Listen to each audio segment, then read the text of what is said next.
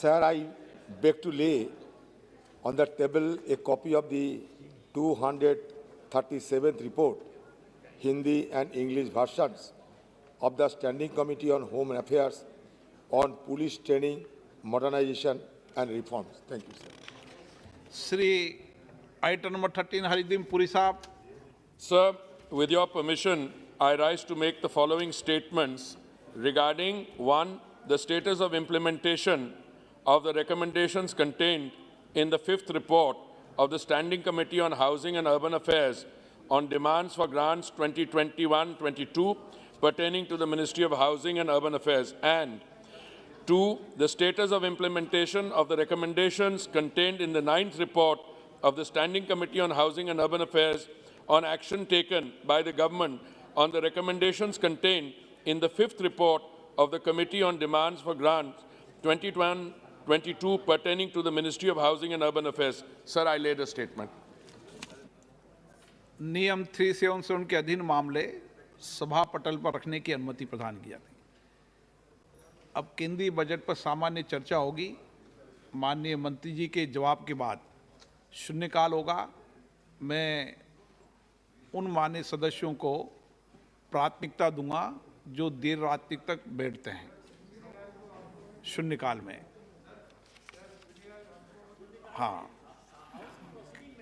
हाँ, जो हाउस की प्रोसीडिंग में भी और जो बैठते हैं उनको शून्यकाल में अतिरिक्त प्राथमिकता दी जाएगी।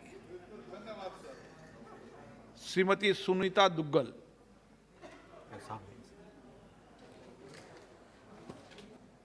बहुत धन्यवाद अध्यक्ष महोदय।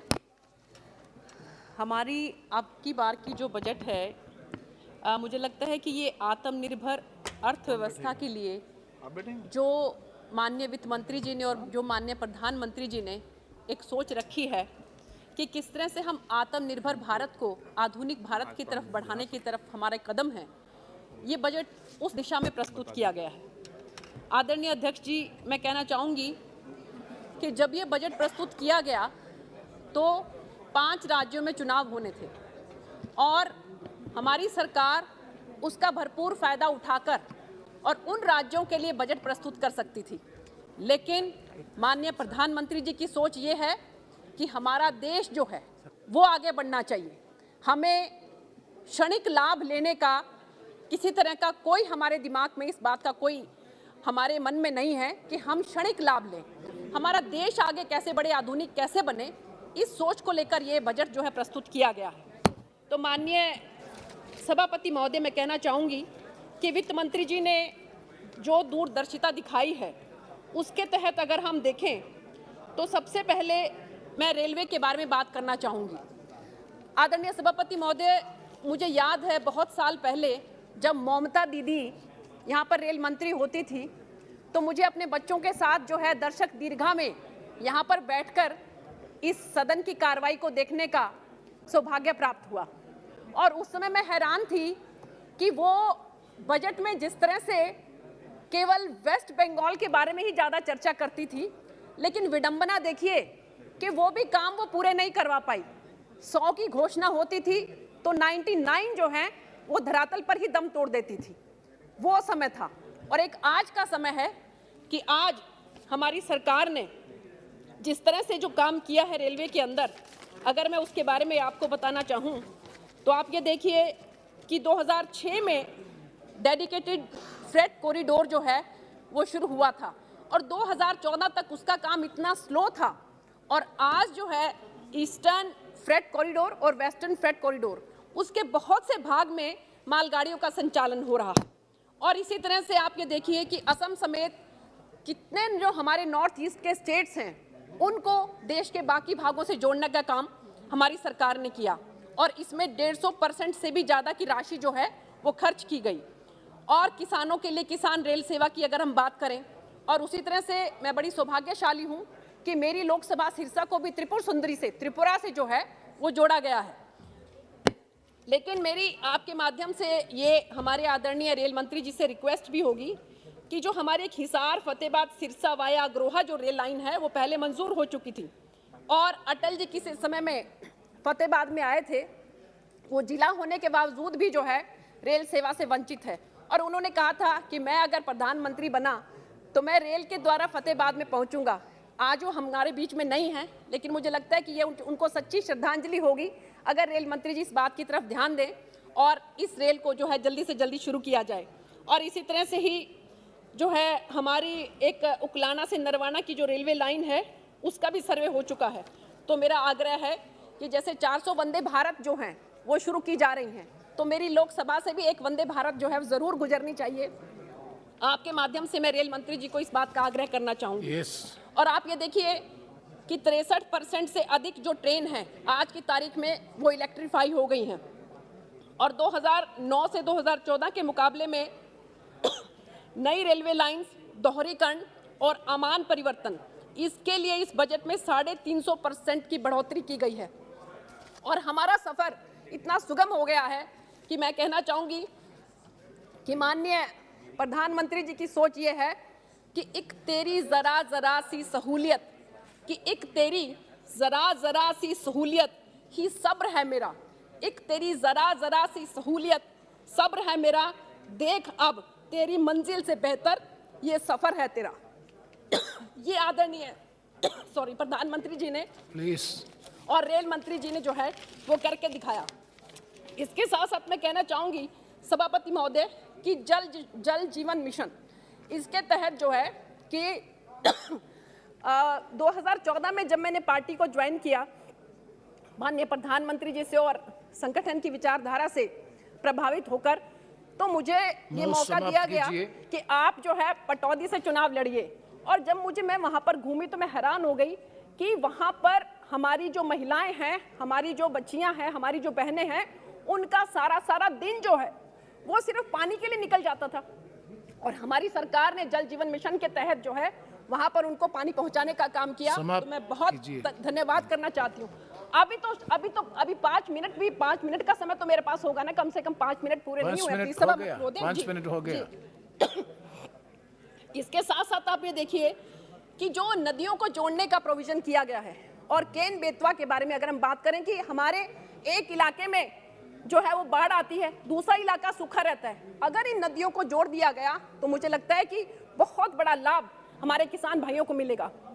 सरकार की तरफ से जो गंगा के दोनों तरफ 5-5 किलोमीटर का 10 किलोमीटर का जो एक कॉरिडोर बनाने का जो एक योजना है, मुझे लगता है कि उससे भी हमारे किसान भाइयों को बहुत बहुत लाभ मिलने वाला है।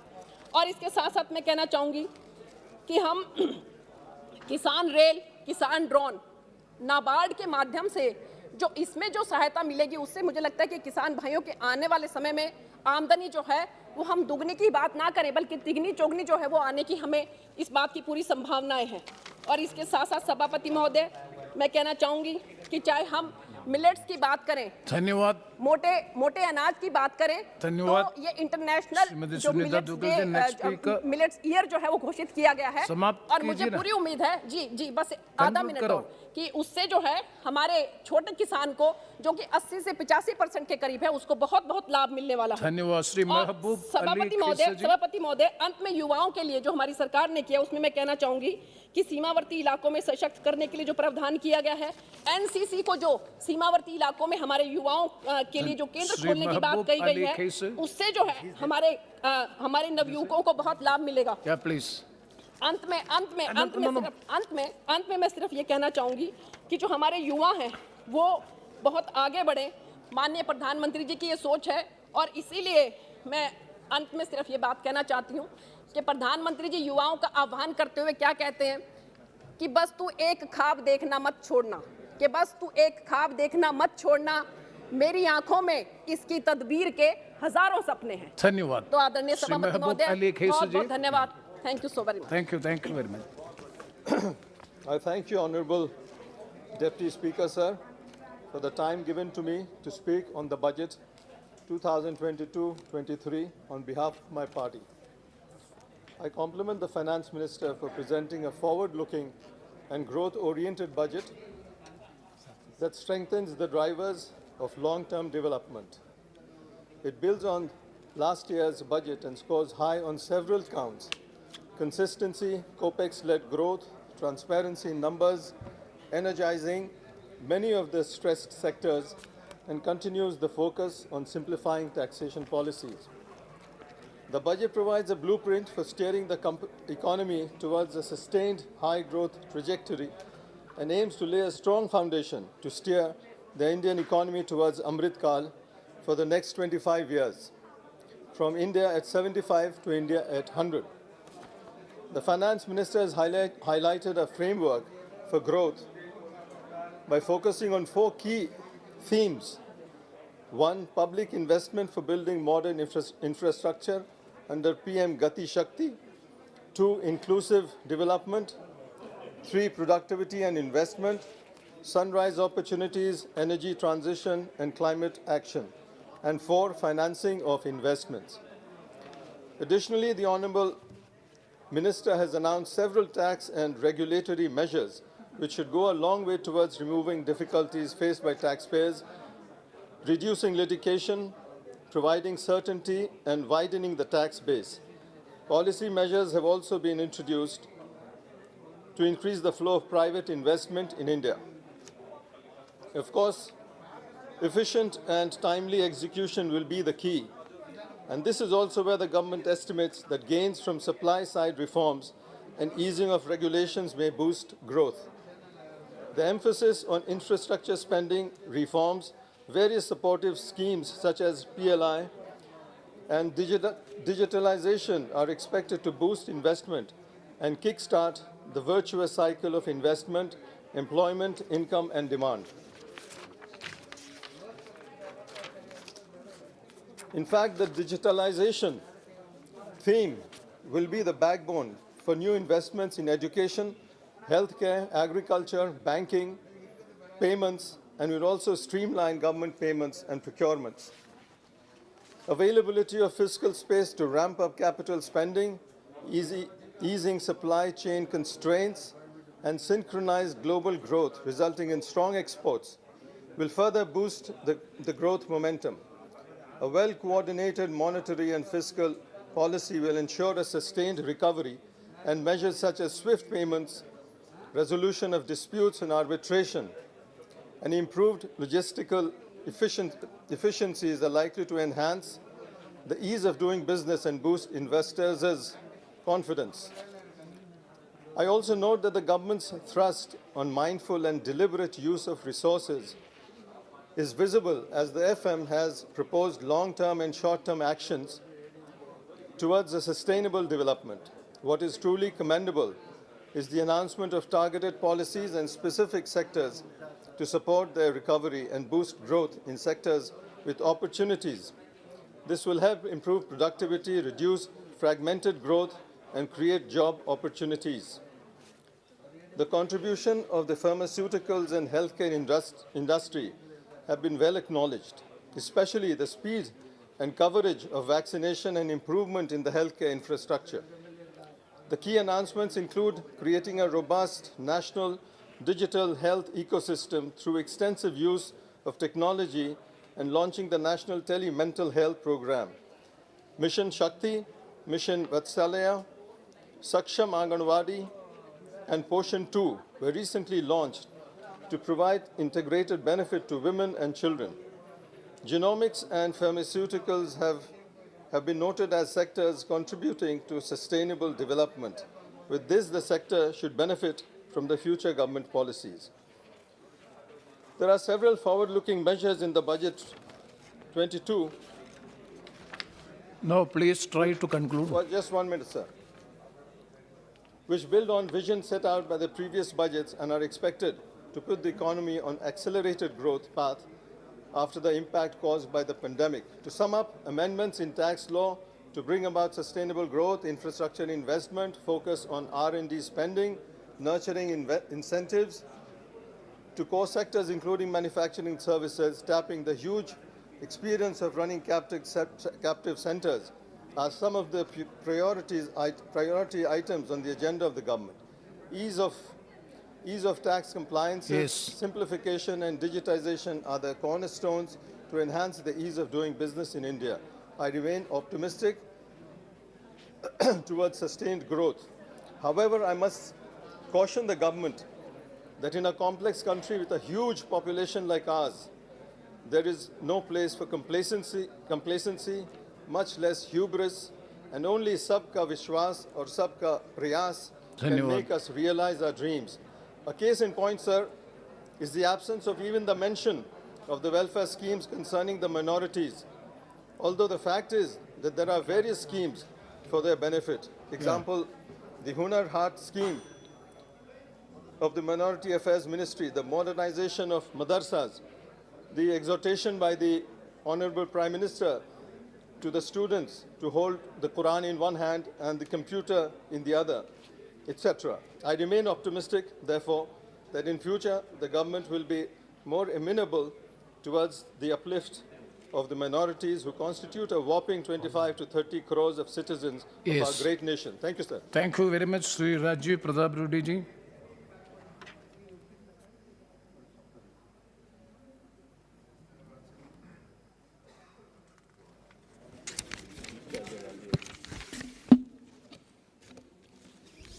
इस बार का बजट जब मैं देख रहा था, कई बार पिछले 20-25 साल से दोनों सदनों में बैठने का हमें मौका मिलता रहा और बजट को देखने का मौका हमेशा मिलता रहा और हर बार बजट मिलता था, शाम के टीवी इंटरव्यू पर जाते थे और उसके बारे में चर्चा करते थे।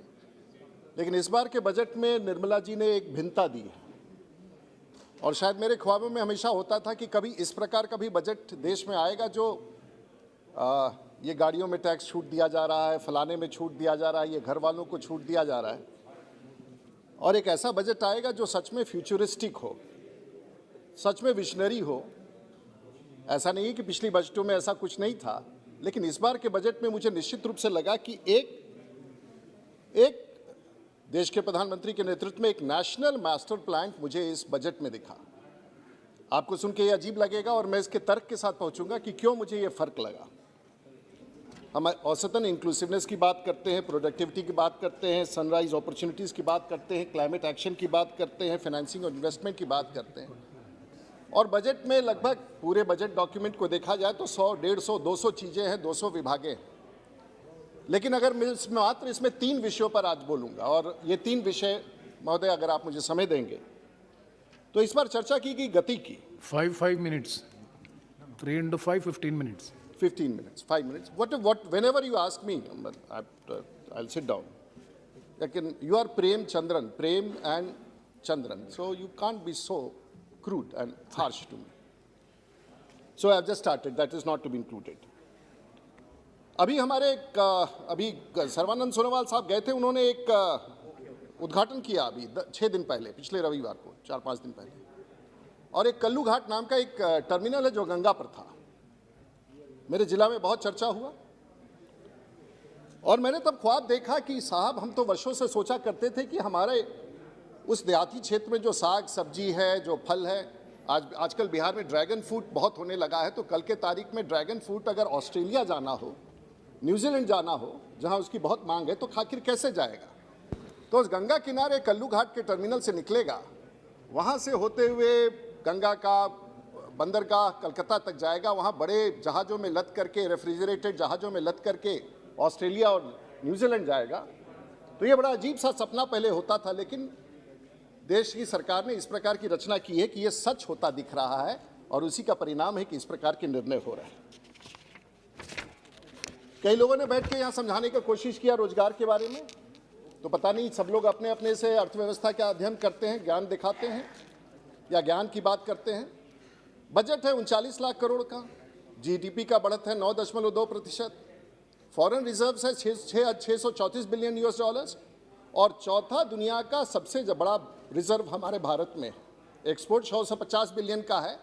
लेकिन ये सब मानक होने के बाद भी जो अर्थशास्त्री को ये कहे कि इसमें रोजगार उत्पन्न नहीं हो रहा है, तो पता नहीं कहाँ से उन्होंने अर्थशास्त्र का अध्ययन किया और कहाँ के अर्थशास्त्री हैं, ये मेरे समझ के बाहर हो जाता है। अगर मैं इसी छोटे से घाट की बात करूं और देश की सरकार की चिंता के बारे में बात करूं, तो भारत में जो गंगा नदी है वो 2500 किलोमीटर के आसपास है, और तुलनात्मक तौर पर अगर राइन जो यूरोप का नदी है जिसकी 1200 किलोमीटर दूरी है, और गंगा 2590 किलोमीटर है, और 1815 में किसी ने एक संधि किया जिसे ट्रीटी ऑफ वेना कहते हैं, और राइन रिवर पर आज नेपोलियन जिस समय फ्रांस में जब डिफीट हुआ था, उसके बाद ये संधि हुई, और गंगा का तो catchment area 8 lakh square kilometre, Rhine का 2 लाख स्क्वायर किलोमीटर है। और महोदय, इस राइन नदी में, गंगा में तो मुश्किल से 100-200 बोट या टग बोट चलते होंगे, राइन में जो इन 4 देशों में स्विट्जरलैंड, जर्मनी, फ्रांस, इसके बीच का एक राइन है जो गंगा से भी छोटी नदी है, उसमें एक वर्ष में 7,000 वेसल्स चलते हैं, जिसमें बार्जेस चलते हैं। और भारत के सभी पोर्टों की कैपेसिटी 610 मिलियन टन है जो समुद्र से सामान उतरता है, और इस नदियों से सामान पहुंचाने की कैपेसिटी 310 मिलियन टन है। तो किसी ने उस समय सोचा था, दूरदृष्टि थी, और आज की सरकार भी जब हमारी बात करती है तो इसी प्रकार की बात करती है।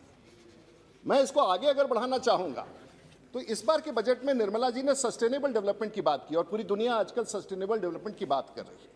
मैं बहुत सारे विषयों को छोड़ देता हूँ, लेकिन अगर राष्ट्रीय उच्च पथ में अगर 25,000 किलोमीटर सड़क की बात कही गई है, तो राष्ट्रीय उच्च पथ का तो निर्माण होता है, लेकिन देश में कभी किसी ने नहीं सोचा था कि इस राष्ट्रीय उच्च पथ का निर्माण होगा तो उसके ऊपर एक पुल होगा, इतना बड़ा बड़ा पुल होगा। और उसका उदाहरण भारत में देहरादून से हरिद्वार के बीच में अगर आप यात्रा करेंगे तो नीचे नदी नहीं है, लेकिन फिर भी बहुत बड़ा बड़ा पुल है। तो मैंने पूछा कि भाई क्यों है, तो कहा कि राजा जी नेशनल पार्क में दोनों तरफ जंगलों में जाने के लिए हाथियों का रास्ता छोड़ा गया है। देश की सरकार सड़क बनाते समय हाथियों के भी रास्ता का मार्ग छोड़ती है।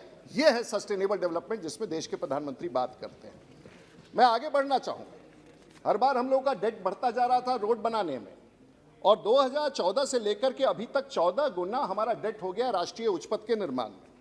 लेकिन हमारे बोरिंग इस बार सरकार ने क्या किया, बजटरी सपोर्ट 65,000 करोड़ का दिया, और 65,000 करोड़ रुपया माफ कर दिया, पूरा 100% देश की सरकार। और जो कैपिटल इन्वेस्टमेंट की बात करती है, क्योंकि अगर भारत की सरकार इन्वेस्टमेंट करती है तो उसका मल्टीप्लायर इफेक्ट 2.45% है, अगर राज्य सरकार करती है तो 2% ट्वाइस है, और अगर रेवेन्यू से हम कहते हैं, सैलरी से करते हैं, तो इट इज 0.99। तो पहली बार भारत की सरकार ने, और इसीलिए निर्मला जी आपने जब बैठ करके निर्णय लिया होगा, तो जब चुनाव हो रहे होंगे तो ये बड़ा कठिन निर्णय था। 2020-21 में 4 लाख करोड़, 21-22 में 5.5, और इस पर 7.5 लाख करोड़ कैपिटल इन्वेस्टमेंट। भारत ने इतना बड़ा कैपिटल इन्वेस्टमेंट कभी नहीं देखा था, और मैं बधाई देना चाहूंगा देश के प्रधानमंत्री की हिम्मत करके देश में अगले 100 साल के लिए आपने इतना बड़ा निर्णय लिया। तो कई लोगों ने टिप्पणी की, विजन तो इस वर्ष 25 साल का है। साहब, मैं विजन पर ही बात करके अपनी बात समाप्त करता हूं। विजन क्या होता है और देश चलाने वाले का विजन क्या होता है, मैं इतना ही पर आपको संक्षिप्त करूंगा। इसमें एक छोटी सी चर्चा आई रोपवेज के बारे में। अब रोपवे तो हम लोग बचपन से देखते हैं, कहीं के बड़ा अच्छा होता है कि झूले पर चढ़ के कहीं पहुंच गए।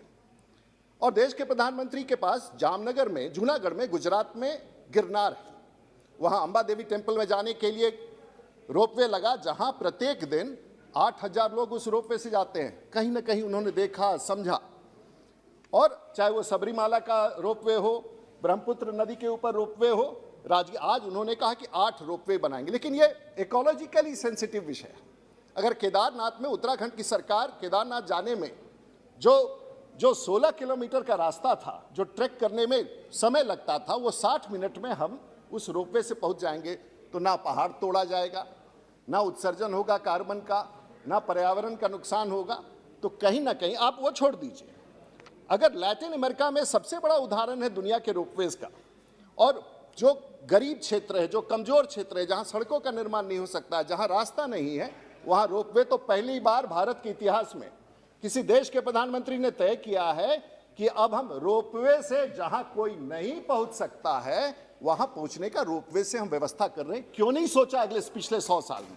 और अब हम बड़े पैमाने पर पूरे भारतवर्ष में, ये तो शुरुआत है। और आपको कोलंबिया में एक सिटी है जिसका नाम है मिडल एक्स। अब उस सिटी में इतना क्राइम था, जिस दिन से वहां, और एविडेंस है रिपोर्टेड, कि जैसे ही उस शहर के ऊपर से रोपवे बना, उसका क्राइम इंडेक्स उस शहर का कम हो गया। मैं इसमें, लोग कहते हैं विजन का, देश के प्रधानमंत्री 15 साल 25 साल नहीं सोचते हैं। मैं तो उनकी याद कराना चाहूंगा जिन लोगों ने देश में विजन दिया था। और देश में पहला डैम कब बना, और यह बना 150 एडी, यानी कि 1900 साल पहले। और वो कहां बना? तमिलनाडु में बना। और चोला डायनेस्टी के समय तमिलनाडु में यह डैम बना। बताइए, 1900 वर्ष पहले। और आज भी जो थांजवूर में आज भी वो डैम कार्यरत है। सोचिए, जिसने उस दिन डैम बनाने की कल्पना की होगी, आज वो डैम फिर भी जीवित है और देश और दुनिया में डैम बनता है। बहुत दूर नहीं, राजस्थान के हमारे मित्र बैठे हुए हैं। गंगा सागर कैनाल, महाराजा गंगा सिंह 1925 में उन्होंने कहा कि ये रेगिस्तान है, इसको हम आबाद करेंगे। उन्होंने वहाँ पर गंगा सागर कैनाल बनाया और 1925 में शुरुआत की और उस इलाके में जो भूखमरी थी वो समाप्त हुआ। ये तो दूरदृष्टि है, इरादा है, वो छोड़ दीजिए। भारत का जो अभी नेशनल हाईवेज की हम बात करते हैं, जीटी रोड, अब ये जीटी रोड NH-19 और NH-44 क्या था? एक याद कीजिए, ये उस समय का था जब कलकत्ता से काबुल तक एक ही सड़क था पूरे भारत में, और वो था नेशनल हाईवे ग्रैंड ट्रंक उस समय कहा जाता था, जिसे जीटी रोड हम लोग बाद में कहते थे। उसके बाद नहीं, चंद्रगुप्त मौर्य ने इस रोड को बनाया। सोचिए कितना पुराना बात है। महाभारत में भी इसको उत्तर पथ की चर्चा की गई थी। ये था सड़क। और जीटी रोड, रुडियार्ड किपलिंग ने क्या किया? रुडियार्ड किपलिंग, रूडी तो मैं यहां हूं, लेकिन रुडियार्ड किपलिंग ने कहा क्या, और आप वो कब कहा? आज से 100-150 वर्ष पहले कहा। Truly the Grand Trunk Road is a wonderful spectacle. It runs straight without crowding India, traffic for 1500 miles. Such a river of life exists in the world, which is nowhere in the world. ये Rudyard Kipling ने, वहां की भी आ रहे हैं। आप Panama canal को देखिए। विजन, देश के प्रधानमंत्री छोटा नहीं सोच रहे हैं। आप पनामा कैनाल को देख लीजिए जो 1904 में, और वहां से पनामा कैनाल से links of Atlantic ocean with Pacific ocean, एक छोटा सा कैनाल जिसने पनामा कैनाल निकाल दिया, तो पूरे दक्षिण की तरफ से जो अटलांटिक से हम लोग के जाते थे उसका मार्ग छोटा हो गया। किसी ने तो सोच के बनाया ही होगा। विजन इसी को कहते हैं जो 100-200, यहाँ तो 25 साल की बात पर तो लोग हैरान हो रहे थे। देश के प्रधानमंत्री तो आने वाली पीढ़ियों के लिए और 100,000 वर्ष के बारे में बात करते हैं। स्विस कैनाल, और स्विस कैनाल में एक जहाज फंस जाता है जिसका नाम एवर गिवन था, जो हर वर्ल्ड में सबसे बड़ा ट्रैफिक का स्रोत है। जो स्विस कैनाल इजिप्ट और मेडिटेरेनियन सी के बीच से रेड सी को जोड़ता है, एक दिन अगर बंद हो गया था, 1 महीने तक बंद रहा, तो पूरे दुनिया का दाम बढ़ गया, भारत में आने वाली चीज़ों का सामान बढ़ गया। लेकिन वो विजन कैसा था जिसने वो स्विस कैनाल बनाया? तो देश के प्रधानमंत्री विजन के साथ चलते हैं। और इसीलिए मैं कहता हूं, आप एयरपोर्ट्स की बात करें, अभी बहुत एयरपोर्ट्स की बात हो रही थी, मैं नहीं कहना चाहता हूं, लेकिन देश के प्रधानमंत्री और उस समय अटल बिहारी वाजपेयी जी जब थे, उन्होंने तय किया था कि भारत में हम वर्ल्ड क्लास एयरपोर्ट्स बनाएंगे। और मुंबई और दिल्ली एयरपोर्ट के प्राइवेटाइजेशन की बात हुई, एयरपोर्ट अथॉरिटी का एक्ट अमेंड किया गया, और आज जो आप दिल्ली और मुंबई एयरपोर्ट देख रहे हैं, या शमशाबाद या हैदराबाद देख रहे हैं, देवनाली देख रहे हैं, बैंगलोर देख रहे हैं, तो इसी सरकार के एक नेता ने तब प्रारंभ किया था। और आज देश में, पूरे भारतवर्ष में, सौभाग्य से उस समय मैं इस देश का सिविल एविएशन मिनिस्टर था, मुझे मौका मिला इतना बड़ा रिफॉर्म्स करने का, और पूरे भारत में इसकी चित्र को हम लोग देख सकते हैं। लेकिन हम अभी भी कहाँ? आज दिल्ली एयरपोर्ट जो दुनिया में आज उसका स्थान 16वां है। अब चाइना में दिल्ली से बड़े 8 हवाई अड्डे हैं, अमेरिका में 9 है, अटलांटा दुनिया का सबसे बिजिएस्ट है।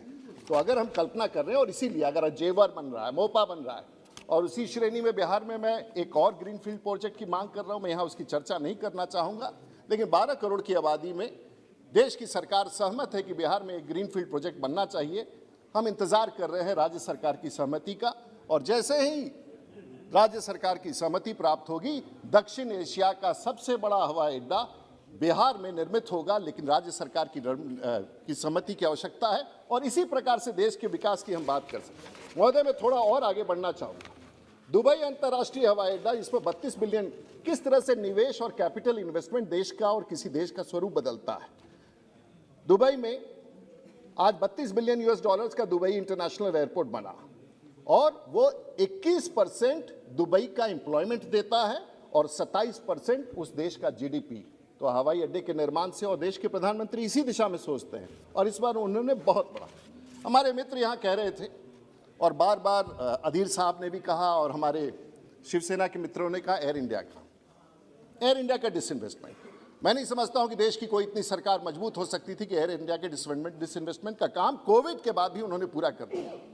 कमाल है साहब, 20 करोड़ रुपया प्रत्येक दिन का नुकसान, 600 करोड़ रुपया प्रत्येक महीना, एक साल में 7,000 करोड़, और पिछले 50 वर्षों में 77,000 करोड़ का नुकसान है, वो राजस्व का नुकसान। तो ताकत तो है ऐसी सरकार का जो निर्णय लेती है और कर दिखाती है। इसलिए मैं कहता हूं हमें किसी और को कोसने की जरूरत नहीं है। देश के प्रधानमंत्री किसी को कोसना नहीं चाहते हैं, लेकिन देश के प्रधानमंत्री इतना जरूर करना चाहते हैं कि अपनी लकीर इतनी लंबी खींच देना चाहते हैं ताकि आपके सामने उनको किसी बात का परिणाम और परिश्रम करने की जरूरत ना पड़े। महोदय, मेरा समय सीमित है। आप कहते हैं कि पुरानी चीजों को हम समाप्त कर रहे हैं। एक एग्रीमेंट है ITER का 2005 में हुआ, उस समय तो हम लोग नहीं थे, लेकिन ये एग्रीमेंट है दुनिया के 30 देशों का। 2 मिनट्स आई कम, प्लीज। दुनिया के 30 देशों का, हमारी सरकार नहीं थी। आप कहते हैं कि हम नहीं, बिल्कुल मैं ITER वो हमारा सहमति का नहीं है, वो आपकी सरकार थी, आपने बनाया। और हाइड्रोजन फ्यूजन जिस दिन, और ये प्रोजेक्ट चल रहा है 30 देशों का, हम सब उसके पार्ट है। हमने तो समाप्त नहीं किया, क्योंकि वो विजन था। तब किसी नेतृत्व ने निर्णय लिया था कि जिस दिन भारत में हाइड्रोजन फ्यूजन हो जाएगा या दुनिया में ये साइंस प्रमाणित हो जाएगा तो पूरी दुनिया का परिवर्तन हो जाएगा। ये बिजली का संकट, ये पेट्रोल का संकट, ये महंगाई का संकट, और उसके हम पार्टनर हैं। तो कभी देश के प्रधानमंत्री ने जो योजनाएं देश के लिए अच्छी थी, हालांकि वो बहुत कम थी लेकिन देश के लिए अच्छी थी, उसको उन्होंने पूरा किया। इस प्रकार से निवेश की बात मैं और भी बहुत सारे विषयों पर कहना चाहूँगा, लेकिन महोदय मेरा समय सीमित है। मैं सिर्फ ये कहना चाहूँगा कि देश के प्रधानमंत्री ने इस बजट में एक विजन दिया है। निर्मला जी ने जो कैपिटल इन्वेस्टमेंट का, मैं सड़कों के बारे में और आगे बढ़ के नहीं बात करना चाहूँगा, मैं और विषयों पर नहीं जाना चाहूँगा, लेकिन इतना कहूँगा कि पहली बार एक फ्यूचरिस्टिक, एक विजनरी, एक दूरगामी बजट को भारत की सरकार ने पेश किया, और मैं पूरी तौर से इस बजट का समर्थन करता हूं, और मैंने अपने समय का पूरा अनुपालन किया है। महोदय, इसके लिए भी आप सबको मैं आभार व्यक्त करना चाहता हूं। Thank you very much Rajiv Pratap Rudy ji for the informative speech. Next Shri Adhir Ranjan Chowdhury ji.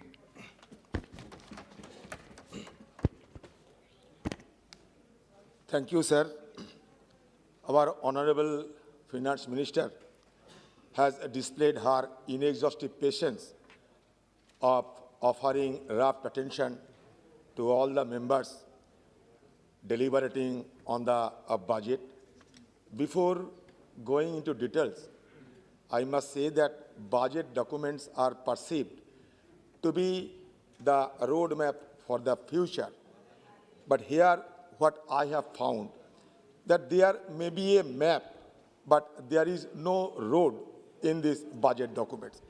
The budget documents is nothing but a sheer rigmaroles and rambling stories coupled with enigmatic and intricate words, much to the confusion of the common people. I would like to raise few points in this house, because after the presentation of the budget, our leader, Sri Rahul Gandhi ji, depicted it as a zero budget. That is why Madam Sita Ramanji taunted our leader Rahul Gandhi ji that he is speaking UP type भाषा। UP type क्या होते हैं मुझे पता नहीं, लेकिन सीतारामन जी आप जानती होंगे यूपी टाइप का क्या अर्थ होते हैं, इसका अंतर्निहित अर्थ। हमारे नेता राहुल गांधी जी ये बार बार कहते आ रहे हैं कि हमारे देश में नौकरी की सृजन होना चाहिए, हमारे देश में लोगों को और तरह और हर एक किस्म के सहूलियत देना चाहिए। राहुल गांधी जी 2 इंडिया की बात किया, जरूर किया। 1 India belongs to haves and the other India belongs to have-nots. What is the fault of it? आपकी एक नौजवान ये digital boy Modi ji RSS factory से लाके यहाँ खड़ा किया। उन्होंने कल भाषण में बोलते रहे कि सोशलिज्म के चलते हमारा देश तहस नहस हो गए। नेहरू जी की सोशलिज्म की अंतर्निहित अर्थ सबको समझना चाहिए। नेहरू जी ये कहते socialistic pattern in our society. 1955 में जब आबादी सेशन में नेशनल ये कहा था कि socialistic pattern in our society, इसमें क्या गलती है? इसके अंतर्निहित आपको समझ नहीं आते हैं। इसका मतलब ये नहीं कि नेहरू जी को ये भरी सदन में गाली गलौज किया जाए। ये डिजिटल बॉय, ये डिजिटल जो बॉय यहाँ कहते थे कि हिंदुस्तान में कोई अनएम्प्लॉयमेंट है ही नहीं, एक ही अनएम्प्लॉयड है हमारे लीडर राहुल जी। अच्छा किया आपने, हमारे लीडर जब करवा सच बोलते हैं आपको जलन जरूर होंगे और आप उनको खिलाफ गाली गलौज देंगे, इसमें कोई हमें दिक्कत नहीं। लेकिन आपकी सरकार की राज्यसभा में कल बजट में क्या कहा, हम उल्लेख करता हूं इंडियन एक्सप्रेस की आज की तारीख की जो न्यूज निकली उसका उल्लेख करना चाहते हैं। On Wednesday during the debate on budget 2020-23 the government informed Rajya Sabha that more than 25,000 Indians died by suicide due to either unemployment or indebtedness between 2018 and 2020. Please don't quote the Rajya Sabha. Why? No. Yet not Rajya Sabha, it is paper. It is paper. You can quote the paper. Indian Express paper. Yes, you can quote the paper. No, it is paper. What is this? No. According to the data, suicide among the unemployed have been increasing and touched a high of 3,548 in 2020. The growing stress due to unemployment is in line with the persistently high levels of unemployment acknowledged even by the government's own, no Rajya Sabha, government's own annual surveys known as the periodic labour force survey. इसका मतलब क्या होता है, इस सदन में कहा जाता है कोई अनएम्प्लॉयमेंट नहीं है, दूसरी सदन में सरकार की अपनी सर्वे, मेरे सर्वे नहीं, सरकार की अपनी सर्वे कहते हैं कि हमारे देश में लेबर फोर्स पार्टिसिपेशन अभी कम है। मतलब हमारे निर्मला सीतारमण जी मुझसे ज्यादा इस विषय पे जरूर उनकी जानकारी होगी। तो मैं ये सलाह दूंगा ये सत्तापक्ष की सारे नेताओं को, सारे नुमाइंदे को कि एक कहावत है, एम्प्टी वेसल साउंड्स मच।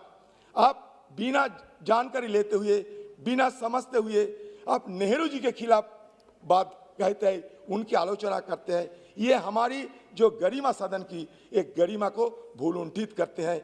मैं जरूर हमारी वित्त मंत्री जी से ये आशा करूंगा कि उन्होंने इस तरीके की बयानबाजी को कभी सराहना ना करे, क्योंकि कल जब देखता था कि उन्होंने टेबल थपथपाती थी तो मुझे बहुत बुरा लगी।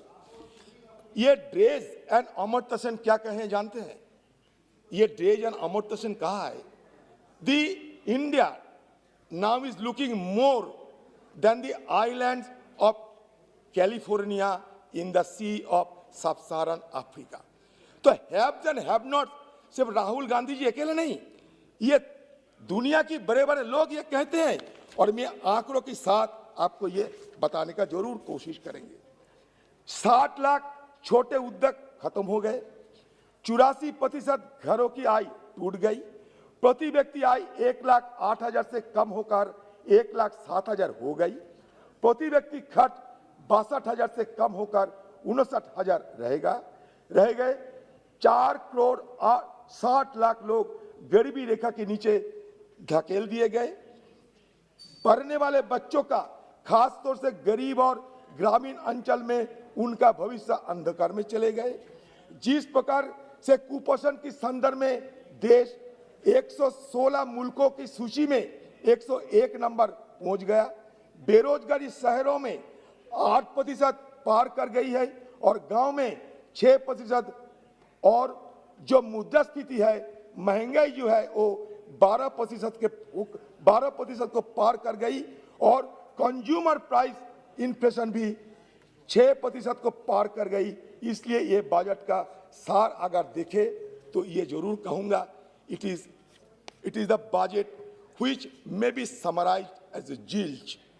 इसमें कुछ है ही नहीं, कोई सार नहीं है, हवाबाजी जरूर हुई है, लेकिन हकीकत कुछ अलग बयान देते हैं। देश के गरीब के प्रति, देश की नौकरी पेशा व्यक्ति के प्रति, देश के मध्यम वर्ग के प्रति, देश के किसान के प्रति, देश के अनुसूचित जाति और जनजातियों के लोगों के प्रति, और ग्रामीण अंचल में रहने वाले, शहरों में रहने वाले साधारण मजदूर के प्रति ये क्रूर मजाक ये देश लोग ये इस देश के लोगों के साथ है। इसलिए प्लीज प्लीज प्लीज आप बैठिए ना। इस देश के गरीब Please, के no प्रति, interruption.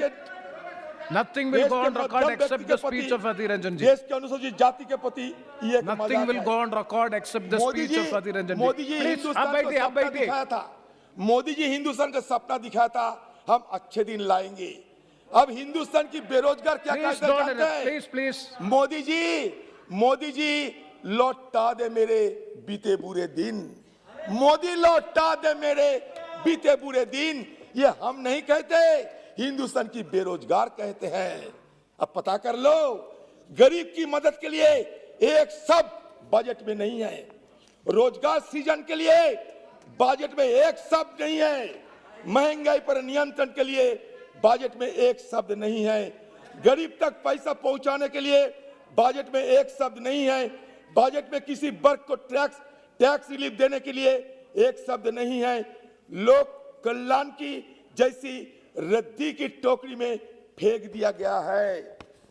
गणेश जी याद करो, आपको पेट्रोलियम प्रोडक्ट में जो आज सबसे ज्यादा महंगाई का कारण है, पिछले साल के बनिस्बत 704 करोड़ रुपया कटौती हुई। किसान की खाद की सब्सिडी में 35,000 करोड़ की कटौती हुई। गरीब की मिलने वाले रेशन की दुकान पर भोजन में 80,000 करोड़ की कटौती हुई। किसान की क्रॉप इंश्योरेंस स्कीम में 500 करोड़ की कटौती हुई। यहां तक कि मजदूर की मनरेगा स्कीम के अंदर भी 25,000 करोड़ रुपया कट लिया गया।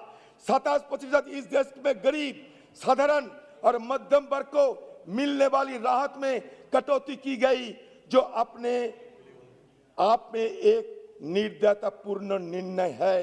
शायद पूंजीवादी और पूंजीपति जिस प्रकार के मित्र हैं वो तो माफ कर दे, पर इस देश के गरीब और मध्यम वर्ग भारतीय जनता पार्टी की इस मोदी सरकार को कभी माफ नहीं करेगा। बजाय इसकी गरीबों को राहत दी जाए, बजाय इसकी बहुत अमीर 142 लोग जो है जिनकी पूंजी 23,14,000 करोड़ से बढ़कर आज 53,16,000 करोड़ हो गई, उनसे अपनी पूंजी साझा करने के लिए कहा जाए। ये सरकार ने एक पूंजीपति बजट दिया। हम पूंजीपति के खिलाफ नहीं है। आपका सोच और हमारा सोच में फर्क ये होता है कि जानते हैं, हम क्रोनी कैपिटलिज्म की विरोध करते हैं। हिंदुस्तान में पूंजी का विकास हमारी जमाने में हुए हैं। स्वर्गीय राजीव गांधी के जमाने में इंफॉर्मेशन टेक्नोलॉजी हुए हैं। आप नेहरू जी की बात करते हैं, प्लानिंग कमीशन 1950 नेहरू जी बनाया था। Election commission 1950 Nehru ji, supreme court 1950 Nehru ji, RBI 1949 Nehru ji, finance commission 1952 Nehru ji, national development council 1952 Nehru ji, Indian statistics institution Nehru ji, national council for applied economic research Nehru ji, central statistical organisation Nehru ji, national survey जिसको आप हर वक्त जिक्र करते हैं नेहरू जी। प्लीज, अरे आपका स्पीकर्स काउंटर करेगा, मिनिस्टर भी है रिप्लाई में। अरे आप बैठे ना, मंत्री जी सुनते हैं ना, मंत्री जी सुनते हैं। प्लीज इसलिए हमारे नेता राहुल जी कहा था कि ये बजट हिंदुस्तान की बजट है। एक इंडिया है, एक भारत है।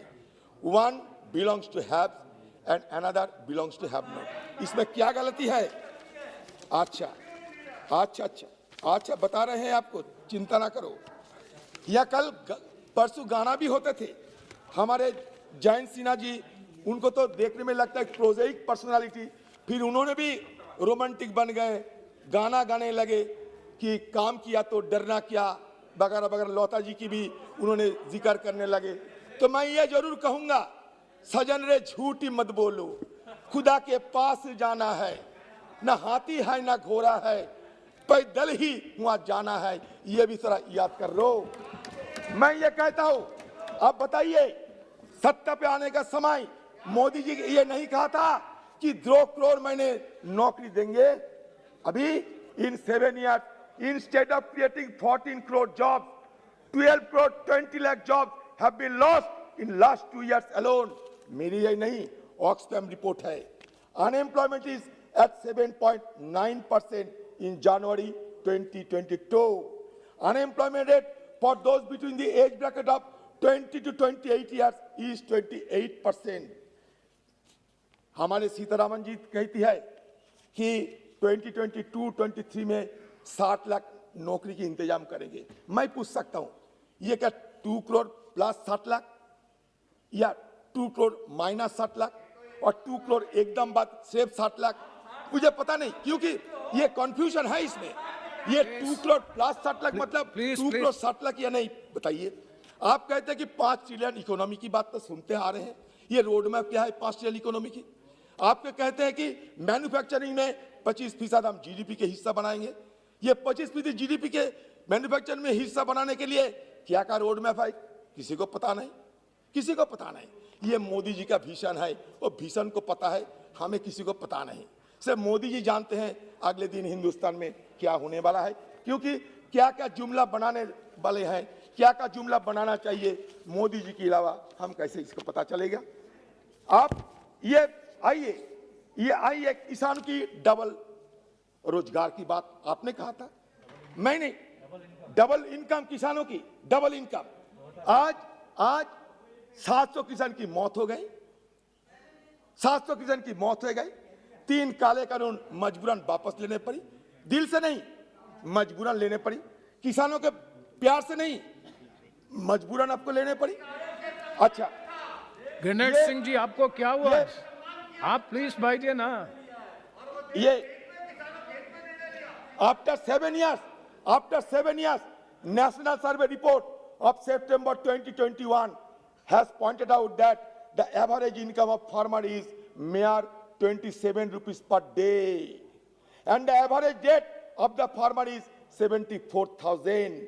The double whammy is that the per hectare cost of farming has been increased by 25,000 per hectare per year. In 7 years, Modi government has fleeced the farmers of an additional 17,50,000 crore. कोई जवाब है इसका? कोई जवाब है? ये कृषि में हमारे किसान हर रोजाना 29 किसान खुदकुशी करते हैं. पता है हमारे सज्जनों को? अरे मोदी जी की बाबा करने वालों को पता है कि हिंदुस्तान में रोजाना 29 किसान खुदकुशी करते हैं. पता है? पर डे 29 किसान सुसाइड करते हैं. फार्मर्स के अंदर सालाना 5,579 और लेबर की सालाना 5,098. ये हमारे देश में खुदकुशी करते हैं. इसलिए किसान आप कहते हैं मोदी जी लौटा दे मुझे बीते बुरे दिन.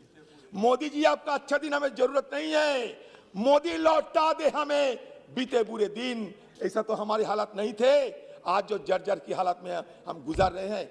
ये आपकी बजट में देखिए खाद में कटौती हुई है, देखिए 27% सब्सिडी में कटौती हुई है. किसके लिए? ये कैपिटलिस्ट की जय जागान है. होते हैं हम लोग मिक्स्ड इकोनॉमी की शुरुआत की थी. जवाहरलाल नेहरू जी की ये सपना था कि हिंदुस्तान में रेवोल्यूशन नहीं एवोल्यूशन होना चाहिए, रिफॉर्म के चलते हिंदुस्तान में बदलाव होना चाहिए. Without letting even a drop of blood हमारी सरकार ने हिंदुस्तान में क्रांति किया. आज जो बड़ी बड़ी बात करते हैं मोदी जी, 80% लोगों को हमने राशन दिया. ये क्या सोशलिज्म नहीं है तो क्या है? बताइए. ये सोशलिज्म नहीं है तो क्या है? हमारे नेत्री मैडम सोनिया गांधी, मनमोहन सिंह जी सब मिलकर फैसला किया था कि राइट टू फूड हमें देना चाहिए. ये सोशलिज्म नहीं तो क्या है? ये मनरेगा की सोशलिज्म की सोच में नहीं है. बताइए आप सोच क्या है? Right to information, right to forest, ये सोच तो सोशलिज्म के होते हैं. हाँ, राइट टू एजुकेशन सोशलिज्म की सोच है. राइट टू हेल्थ सोशलिज्म की सोच है। सोच किसका है ये आपको जानकारी नहीं है। हम जानते हैं मोदी जी को खुश करने के लिए आप लोग दिन रात मेहनत करते हैं। आम लोगों की सेवा करने के लिए मेहनत कीजिए। मोदी जी देश की सबसे बड़ा सेवक है, मानते हैं। मोदी जी देश का सबसे बड़ा सेवक है। जिन सेवक को अपने हवाई जहाज के लिए 4,500 करोड़ रुपया खर्चा करना पड़ता, जिस सेवक को अपनी गाड़ी चढ़ने के लिए 16 करोड़ रुपया खरीद करके गाड़ी खरीदना पड़ता, ये सेवक है। हमारे जवान को लेकर बहुत बड़ा बात होते हैं। 1 रैंक 1 पेंशन चालू हुई, बताइए मैडम, बताइए आप। 1 रैंक 1 पेंशन चालू हुई, 80 लाख ब्लैक मनी लौटाई आपने लौटाई। आपको पूछना चाहते हैं मैं, इसलिए कुछ कहने का पहले कुछ सोच के बताइए, अच्छा लगेगा। हम भी तर्क चाहते हैं। मैं छोटा सा एक मिसाल के तौर पर आपको कहना चाहते हैं। क्रूड ऑयल 2014 में $109 पर बैरल था। उस समय हिंदुस्तान में पर लीटर पेट्रोल की भाव था 68 रुपया। अभी 2022 साल क्रूड ऑयल अंतर्जातिक मार्केट में क्रूड ऑयल की भाव 78.85 पर बैरल। कितना वृद्धि हुई है? वृद्धि नहीं हुई, कम हुई है। हमारी तुलना कम हुई है 28%। लेकिन आप कितने दाम लेते हैं? 110 रुपया पर लीटर। मतलब दामों में इजाफा 62%। डीजल में दामों में इजाफा हमारी तुलना में 67%। एलपीजी में हमारी तुलना आपकी जमाने में इजाफा 117%। टमाटो में आज टमाटो हमारी जमाने में 18 रुपया किलो था, आज 35 रुपया किलो। कितना इजाफा? 84%। कैप्सिकम हमारी जमाने में 33 रुपया 1 किलो, आज 72 रुपया 1 किलो, इजाफा 118%। आप क्या कहोगे? एक के बाद मस्टर्ड ऑयल हमारी जमाने में 90 रुपया, आज हो गया 185 रुपया पर लीटर, मतलब 105% इजाफा। कोकोनट ऑयल हमारी जमाने में थे 145 रुपया पर लीटर, अब हो गए 370 पर लीटर, 114% इसका इजाफा हुई। ग्राउंड नट 140 लीटर थी, 140 रुपया लीटर थी, आज हो गए 190 पर लीटर, 36% इजाफा हुई।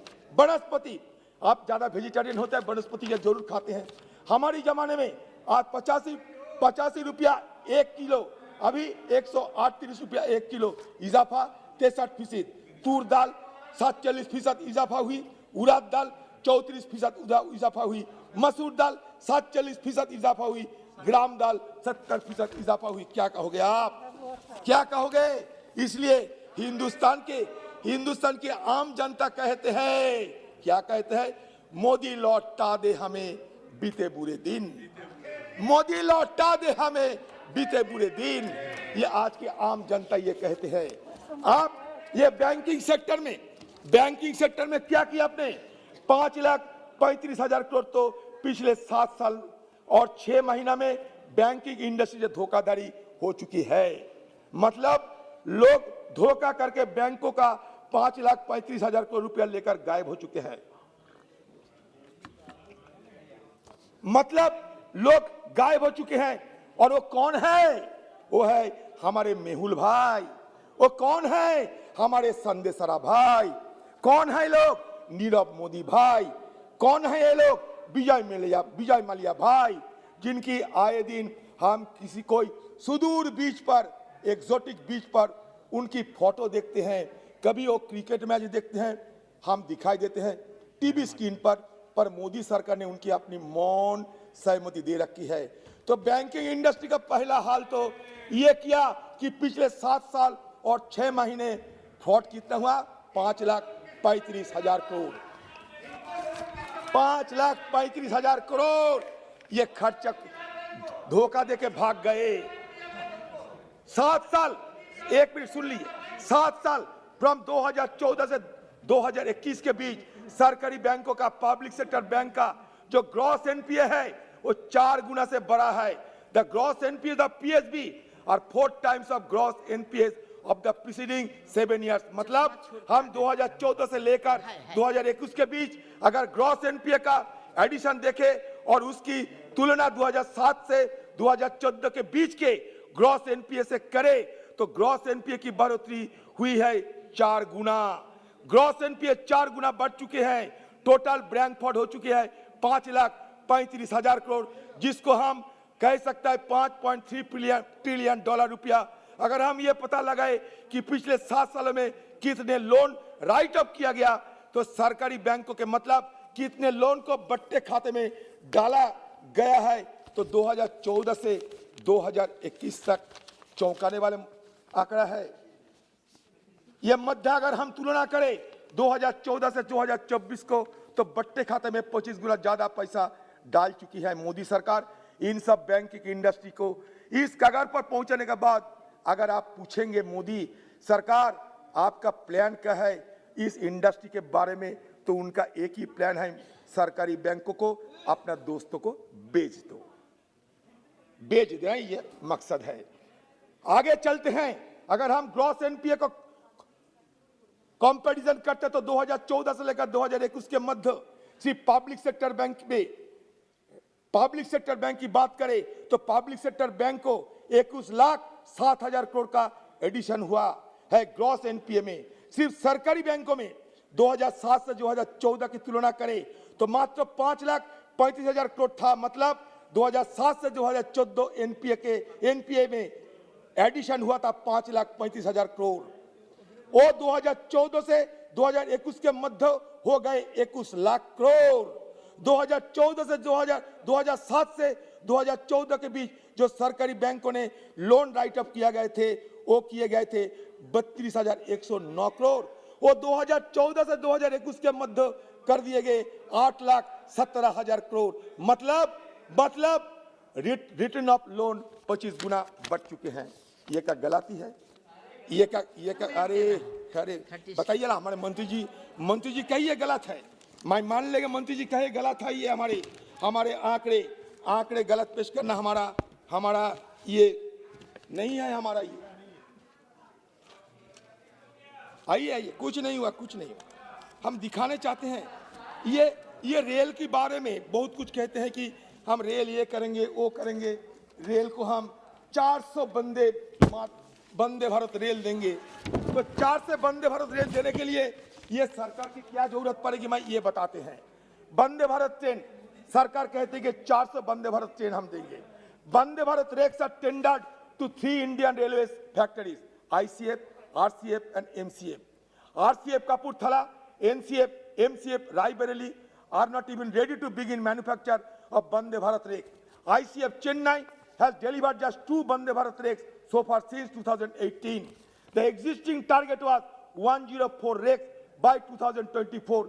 The new target is 4 times an already unrealistic target. This new focus on Vande Bharat train service serves only to cover up for the fact that the project was in cold storage from 2018 to 2020. आप जानते हैं madam Sitharaman जी, 400 Vande Bharat train बढ़ाने के लिए मतलब क्या होता है? 133 ट्रेन हर साल। आपने कहा कि 3 साल में मैं खत्म कर दूंगा 400 वंदे भारत। इसका मतलब 133 ट्रेन सालाना, हर महीना 11 ट्रेन, हर वीक 3 ट्रेन। आपको ये इंफ्रास्ट्रक्चर है? आप बताइए, आप ही बताइए, मैं नहीं बताऊंगा। हर हफ्ता 7 ट्रेन, हर हफ्ता 7 ट्रेन बनाने की आपका नहीं है। ये ऑपरेटिंग रेशियो, रेल का ऑपरेटिंग रेशियो सुनिए। The operating ratio of the railway was 98.36% in 2029-20 against the target of 95%. The CAG termed this the worst operating ratio in the last 10 years. Mine is CAG. Operating ratio is a measure of efficiency and refers to the expenses for every rupees 100 earned. A higher operating ratio is therefore worse as it reflects the amount that has to be invested to earn a rupee of revenue. Furthermore, the CAG reasoned that if we account for the expenditure incurred in providing pension payment, then the operating ratio would further increase to 114.35%. ये हमारा हालात है train की, जिसके बारे में बाबा यहाँ हो रहे हैं। यहाँ कह जा रहे थे कि एयर इंडिया की प्राइवेटाइजेशन की बात, हम एयर इंडिया के प्राइवेटाइजेशन के खिलाफ किस लिए करते हैं, जरा सुन लीजिए। With the privatization of Air India, The airline market in India has become a duopoly. आज ही मैं सुबह बताया. The Tata Group owns Air India, Vistara, and majority of Air Asia India combined 42% of the market. Indigo owns another 37%. ये इसलिए ये हमारा चिंता है. This effectively reverses the liberalization policy of the 1990s, which moved the airline market away from a duopoly into a competitive sector. Disinvestment without consideration of market concentration will force future government intervention. आपने government intervention नहीं किया? For instance, after killing the competitive telecom sector in India and seeing the rise of duopoly, the government was forced to nationalize Vodafone India to prevent it from shutting down. There are also concerns around valuation. The Air India privatization will only yield about rupees 2700 crore to the government in cash. In terms of debt, the Tata Group will take on only 25% or 15,300 crores. The bulk of the debt, 75% or 262 crore will remain with the government. यही हमारा शंका है. ये शंका हम कहाँ बताए? इसलिए मैडम को यहाँ बताने आए हैं. हमें गाली गलौज जितना देना है दे दीजिए, कोई हमें परवाह नहीं. हमें इसलिए परवाह नहीं क्योंकि चुनौतियों से यार कभी डरना नहीं. जीने के पहले तुम्हें मरना नहीं. इस जहां से पाँव तेरे खींचेंगे सभी, पर बड़े जो कदम पीछे करना नहीं. ये हमारा तर्क है. ये हमारा तर्क के साथ मैं ये बजट को पूरा विरोध करते हुए मेरा वाणी को विराम करते हैं. नमस्कार. मान्य सभाध्यक्ष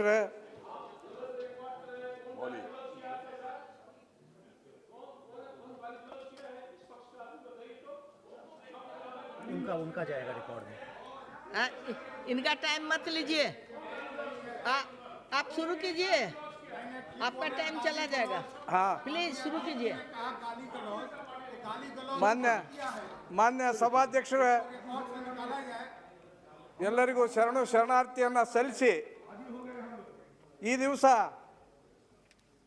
ಕರ್ನಾಟಕ ರಾಜ್ಯದಿಂದ ಆಯ್ಕೆಯಾದಂಥ ನಿರ್ಮಲಾ ರಾಮನ್ ಅವರು ಮಂಡಿಸಿದಂಥ 22-23ನೇ ಸಾಲಿನ ಸಾಮಾನ್ಯ ಬಜೆಟ್ ಮೇಲಿನ ಚರ್ಚೆಯಲ್ಲಿ ಭಾಗವಹಿಸಲು ನನಗೆ ಅವಕಾಶ ಮಾಡಿಕೊಟ್ಟಿದ್ದಕ್ಕಾಗಿ ಧನ್ಯವಾದಗಳನ್ನು ಸಲ್ಲಿಸ್ತಾ, ಬಜೆಟ್ ಎನ್ನುವುದು ಸರ್ಕಾರದ ವೆಚ್ಚ, ತೆರಿಗೆ ವಿಧಿಸಲು ಯೋಚಿಸಿರುವ ತೆರಿಗೆಗಳು ಮತ್ತು ನಾಗರಿಕ ಆರ್ಥಿಕ ಮತ್ತು ಜೀವನದ ಮೇಲೆ ಪರಿಣಾಮ ಬೀರುವ ಇತರ ವಹಿವಾಟುಗಳ ಮೇಲಿನ ನೀಲನಕ್ಷೆಯಾಗಿದೆ.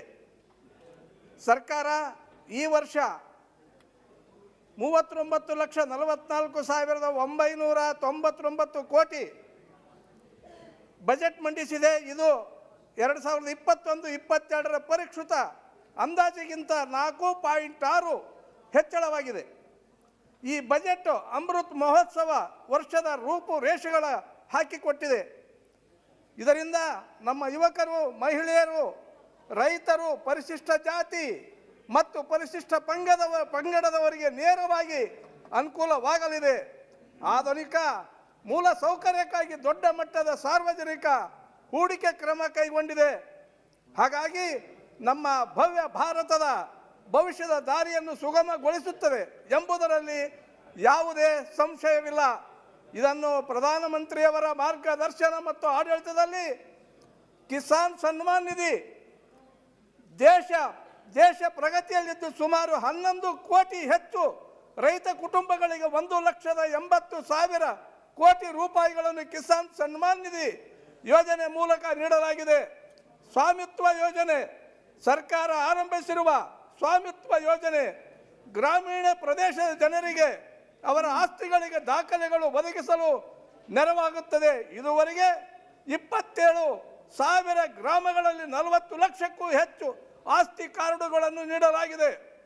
ಕಿಸಾನ್ ರೈಲ್ವೆ ಸೇವೆ, ರೈತರು ತಮ್ಮ ಬೆಳೆಗಳಿಗೆ ಹೆಚ್ಚಿನ ಬೆಲೆ ಪಡೆಯಲು, ಅವರ ಉತ್ಪನ್ನಗಳು ಉತ್ತೇಜಿಸಲು, ಅವರ ಸರಕುಗಳು ಮಾರುಕಟ್ಟೆಗೆ ತಲುಪಿಸಲು ಸರ್ಕಾರವು ಕಿಸಾನ್ ರೈಲ್ವೆ ಸೇವೆಯನ್ನು ಪ್ರಾರಂಭಿಸಿ ವಿಶ್ವದಲ್ಲೇ ಮೊದಲ ಬಾರಿಗೆ ವಿಶ್ವ ಆರೋಗ್ಯ ಸಂಸ್ಥೆಯ ಭಾರತದಲ್ಲಿ ಕೇಂದ್ರವನ್ನು ಸ್ಥಾಪಿಸಲು ಹೊರಟಿದೆ.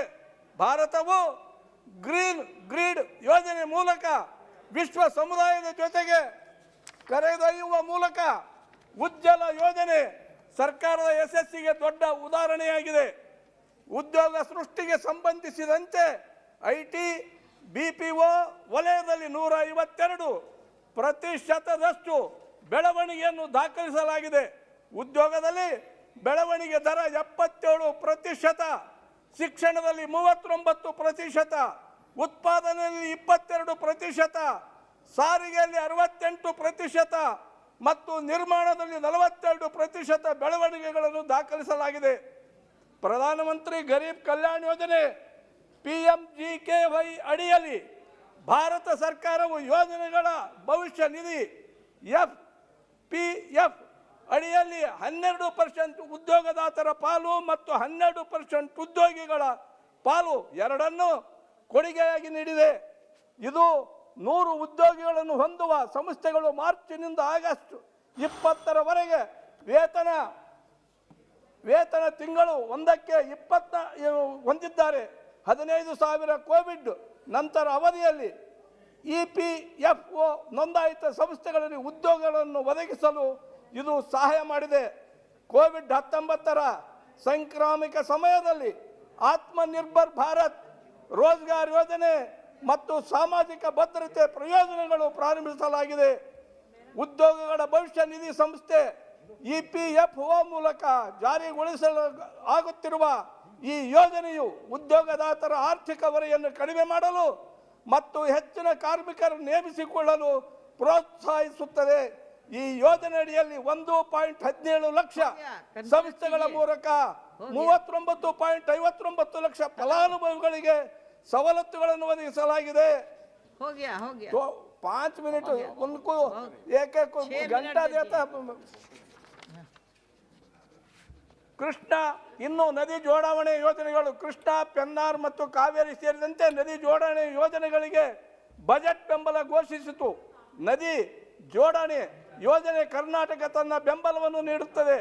ಆದರೆ ನನ್ನ ರಾಜ್ಯವು ಹೆಚ್ಚಿನ ನೀರಿನಲ್ಲಿ ತನ್ನ ಪಾಲು ಕೇಳಿದೆ. ಆದ್ದರಿಂದಲೇ ಕೃಷ್ಣ, ಪೆನ್ನಾರ್ ಮತ್ತು ಕಾವೇರಿ ಸಂಬಂಧಿಸಿದ ಯೋಜನೆಗಳು ಕರ್ನಾಟಕದ ಆತಂಕಕ್ಕೆ ಕಾರಣವಾಗಿದೆ. ನದಿ ತೀರದ ರಾಜ್ಯಗಳ ನಡುವೆ ನದಿ ನೀರಿನ ವಿವಾದ ಆಯೋಗಗಳನ್ನು ಬಹುತೇಕ ಇತ್ಯರ್ಥಗೊಳಿಸಿದ್ದರೂ ಹೆಚ್ಚುವರಿ ನೀರಿನ ಹಂಚಿಕೆ ವಿವಾದಾತ್ಮಕ ವಿಷಯವಾಗಿ ಮುಂದುವರಿಯುತ್ತದೆ. ಆದ್ದರಿಂದ ರಾಜ್ಯದ ಹೆಚ್ಚುವರಿ ನೀರಿನ ಪಾಲನ್ನು ಅಂತಿಮಗೊಳಿಸುವ ಮೊದಲು ದಕ್ಷಿಣ ಭಾರತದ ರಾಜ್ಯಗಳ ಜೊತೆ ಚರ್ಚಿಸಿ ಅಂತಿಮ ನಿರ್ಧಾರಕ್ಕೆ ಬರಲು ಸರ್ಕಾರ ನಿರ್ಧರಿಸುವುದು ಒಳ್ಳೆಯದು. ನನಗೆ ಮಾತನಾಡಲಿಕ್ಕೆ ಅವಕಾಶ ಮಾಡಿಕೊಟ್ಟಂತ ಅಧ್ಯಕ್ಷರಿಗೆ ವಂದಿಸಿ ಎರಡು. माननीय सभापति महोदय, जिस प्रकार बसंत सौंदर्यीकरण का संदेश लेकर आता है, फूल खिल उठते हैं और आम के वृक्षों की डालियां भी बूढ़ से भर जाती हैं, ठीक उसी तरह से भारत की शक्तिशाली वित्त मंत्री एवं हिंदुस्तान में महिला सशक्तिकरण का प्रतीक निर्मला सीतारमण जी ने जो बजट इस देश को दिया है, आज उस बजट की ना केवल भारत बल्कि सारे विश्व के अंदर चर्चा हो रही है कि किस प्रकार से भारत पिछले 7 वर्षों में आज दुनिया की सबसे तेज गति से चलने वाली अर्थव्यवस्था बनी है। महोदय, आज मुझे याद आ रहा है 2 जुलाई 2015 का वो दिन जब प्रधानमंत्री मोदी जी ने देश के अंदर डिजिटल इंडिया लॉन्च किया था। आज जब हम 2022 और 23 के बजट को बारीकी से देखते हैं तो चारों तरफ देखने को मिलता है कि कोई भी सेक्टर हो चाहे उसमें डिजिटलाइजेशन की धूम है, डिजिटल लाइजेशन का जो रेवोल्यूशन है वो देश को बहुत आगे बढ़ा रहा है। अभी अधीर रंजन चौधरी जी सामने से आ भी गए हैं, ये बोल रहे थे, लेकिन मैं ये कहना चाहूंगा कि इन कांग्रेसियों की आदत है, इनके नेताओं की भी, कि ये 2 ट्रक झूठ के लेके चलते हैं और बांटते चले जाते हैं। उसी तरह से आज ये सदन में हमारी सरकार की आलोचना कर रहे थे। लेकिन मैं इनसे पूछना चाहता हूं, हम नहीं कह रहे हैं, आज विश्व का जो है माहौल देखिए, इस कोरोना महामारी के कारण इस दुनिया के अंदर जो सबसे 15 बड़ी बड़ी डेमोक्रेसीज हैं, उन सब के नेता की रेटिंग जो है वो घटी है। इवन अमेरिका के राष्ट्रपति जो बाइडेन की भी जो रेटिंग है वो घटकर 40% रह गई है। न्यूजीलैंड की प्रधानमंत्री, जिन्हें कोविड के समय में महामारी के खिलाफ एक सितारा कहा जाता था, वो भी अपने देश के अंदर इसको संभाल नहीं सकी। आज विश्व के अंदर अगर कोई नेता है तो उसका नाम नरेंद्र मोदी है, जो 70% रेटिंग के साथ सारी दुनिया में इस विश्व का सबसे बड़ा नेता बना हुआ है। और आप बैठिए, इनका टाइम बर्बाद मत कीजिए, बैठिए।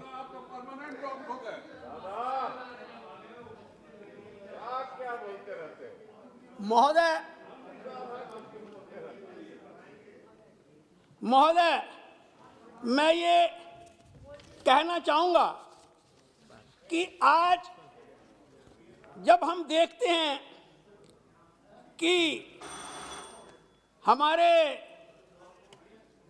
सिंगापुर का निर्माण जिस ली साहब ने किया है अपने 30 सालों के प्रधानमंत्री काल में, और वर्ल्ड की डेस्टिनेशन सिंगापुर को बनाया है, आज उसी तरह से भारत के प्रधानमंत्री ने भारत की साख को सारी दुनिया के अंदर बढ़ाया है।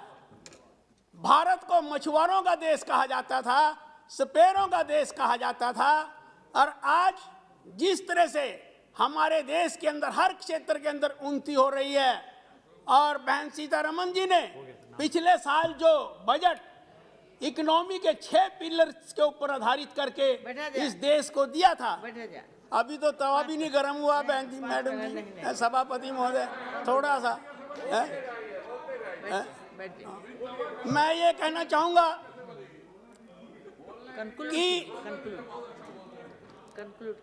जो उन्नति के इकोनॉमी के 6 पिलर्स के ऊपर जो पिछला बजट दिखाई दिया था, आज उसका असर देश के अंदर देखने को मिल रहा है। हमारी कृषि व्यवस्था बहुत बेहतरीन ढंग की है, हम 80 करोड़ लोगों को भोजन दे रहे हैं, और इसी तरह से विश्व की हम सबसे बड़ी तेज रफ्तार की इकोनॉमी बने हुए हैं। और आज जो ये बजट समर्थन करने के लिए खड़ा है, 7 इंजन के ऊपर आधारित करके गतिशीलता के लिए जो रखा गया है, ये भी आने वाले समय के अंदर हमारे देश को आगे ले जाएगा। मैं एक अपने हलके की नहीं मैडम जी एक बात अपने कॉन्स्टिट्यूएंसी की कह दूं, मैं कॉन्स्टिट्यूएंसी की सभापति महोदय, मैं माननीय मंत्री महोदय के ध्यान में सिर्फ एक बात लाना चाहूंगा, जल्दी लाइए, कि आदरणीय प्रधानमंत्री जी 2015 में जो है फ्रांस गए थे, और वहां पर फ्रांस की सरकार के साथ समझौता किया था कि मेरे लोकसभा में जो अंबाला का रेलवे स्टेशन है उसको वर्ल्ड क्लास का बनाया जाएगा। उसको सिद्धांत तौर के ऊपर मंजूरी मिली भी है, और मैं चाहूंगा कि उसके अंदर आगे और काम हो, और अंबाला जो है। जी धन्यवाद सभापति मैम, आपने मुझे बजट पे बोलने का मौका दिया। मैं बहुत मैं मेरा नाम आगे आकर आ जाइए ना, आगे आ जाइए, मैं आगे आ जाइए। धन्यवाद मैम, मैं यहीं बैठता हूं, मैं तो यहीं से क्या हो बोलता जाएगा? जी। अच्छा लगेगा। प्रणाम है आपको। ठीक है।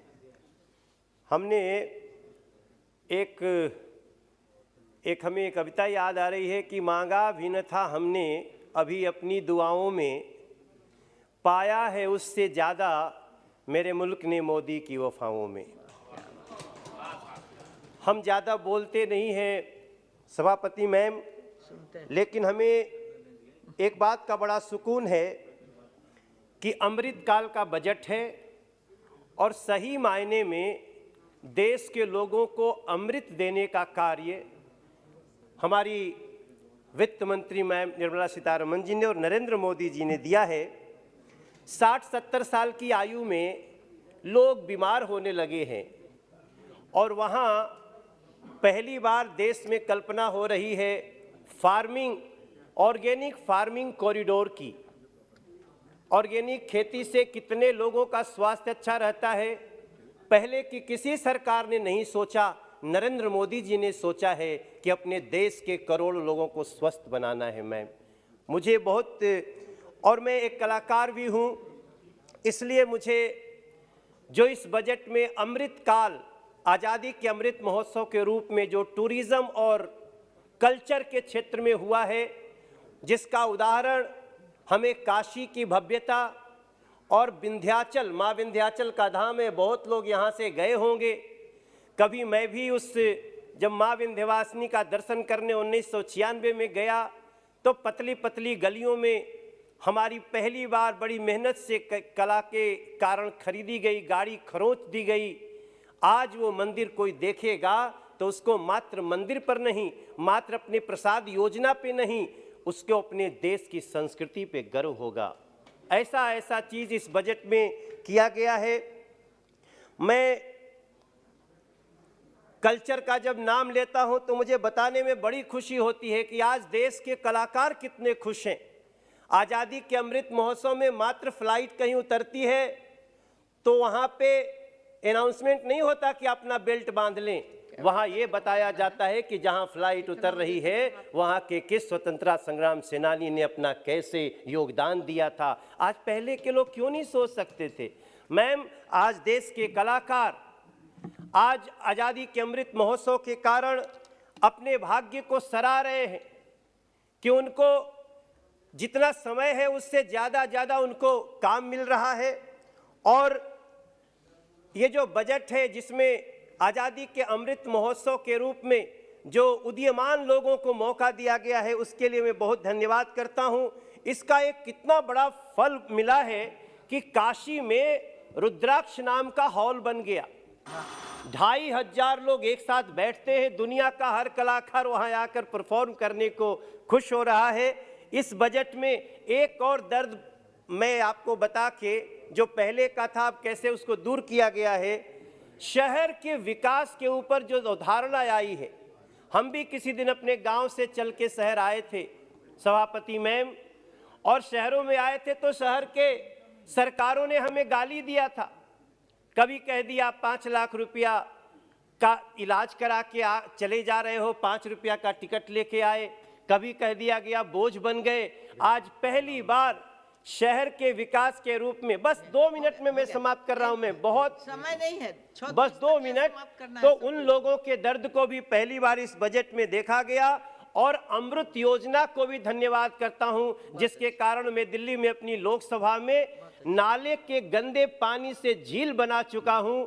और इसके साथ साथ बहुत सारी चीजें हैं, मगर कला, पर्यटन और अमृतकाल स्वास्थ्य देने के लिए वित्त मंत्री जी का और प्रधानमंत्री जी का बहुत धन्यवाद करना चाहता हूं। श्री रामचरण बोहरा जी।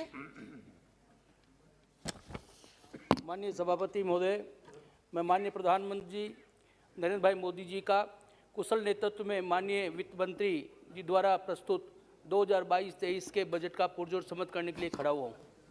माननीय वित्त मंत्री महोदय का मैं आभार व्यक्त करता हूँ, जिन्होंने इस बजट में रेलवे, सड़क, परिवहन का विश्व स्तरीय मॉडल हमारे आर्थिक विकास को गति प्रदान करेगा।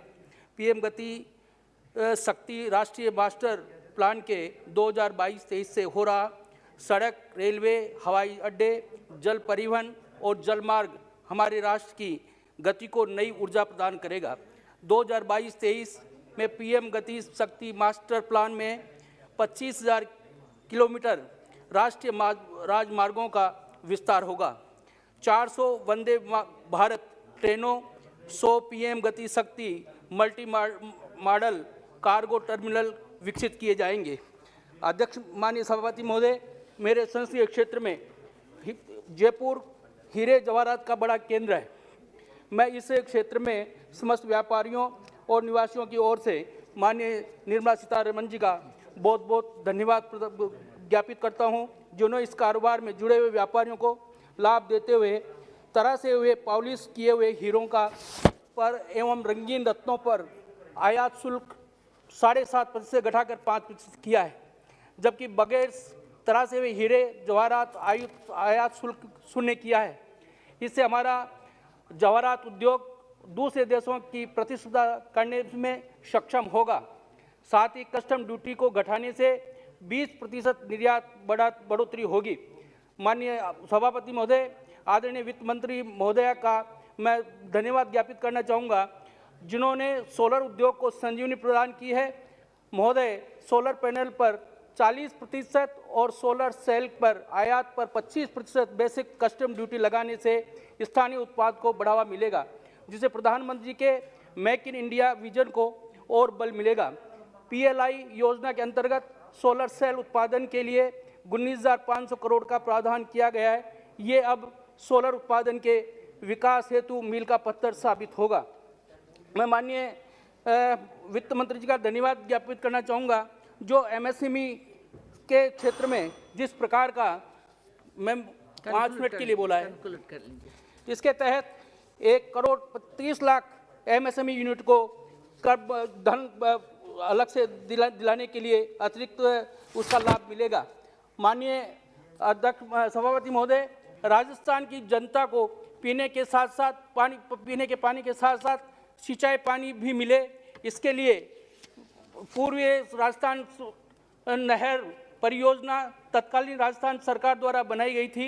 इस परियोजना से राजस्थान के 13 जिले को पानी मिलेगा, सिंचाई का पानी मिलेगा। इस परियोजना की स्वीकृति से जयपुर से बहुत बड़े बांध रामगढ़ को पुनर्जीवन मिलेगा। श्री इसमें संतोष कुमार, मैडम, मेरे क्षेत्र की 2 बात रख के फिर बंद करूंगा। परियोजना को स्वीकृत जयपुर से बहुत बड़े बांध को, रामगढ़ बांध को पुनर्जीवन मिलेगा। उसमें पानी का रिचार्ज भी होगा। इस परियोजना से कि केंद्र द्वारा स्वीकृति दिए जाने से कि पश्चिमी राजस्थान में हरित क्रांति लाने वाली देश की सबसे बड़ी परियोजना साबित होगी। माननीय अध्यक्ष सभापति महोदय, माननीय सभापति श्री संतोष कुमार जी बोलिए। सभापति महोदया, बोलिए। मैं आज केंद्रीय बजट 2022-23 के समर्थन में बोलने के लिए आपके बीच खड़ा हुआ हूँ। आपने मौका दिया, इसके लिए बहुत बहुत धन्यवाद। महोदया, विश्व में वर्तमान में जो राजनीतिक हालात पैदा हुए हैं, विशेषकर कोरोना के बाद आज विश्व के अनेकों देश चाइना +1 का विकल्प तलाश रहे हैं। ऐसे उभरते और बदलते अर्थव्यवस्था की स्थिति में भारत सबसे महत्वपूर्ण भूमिका में खड़ा है।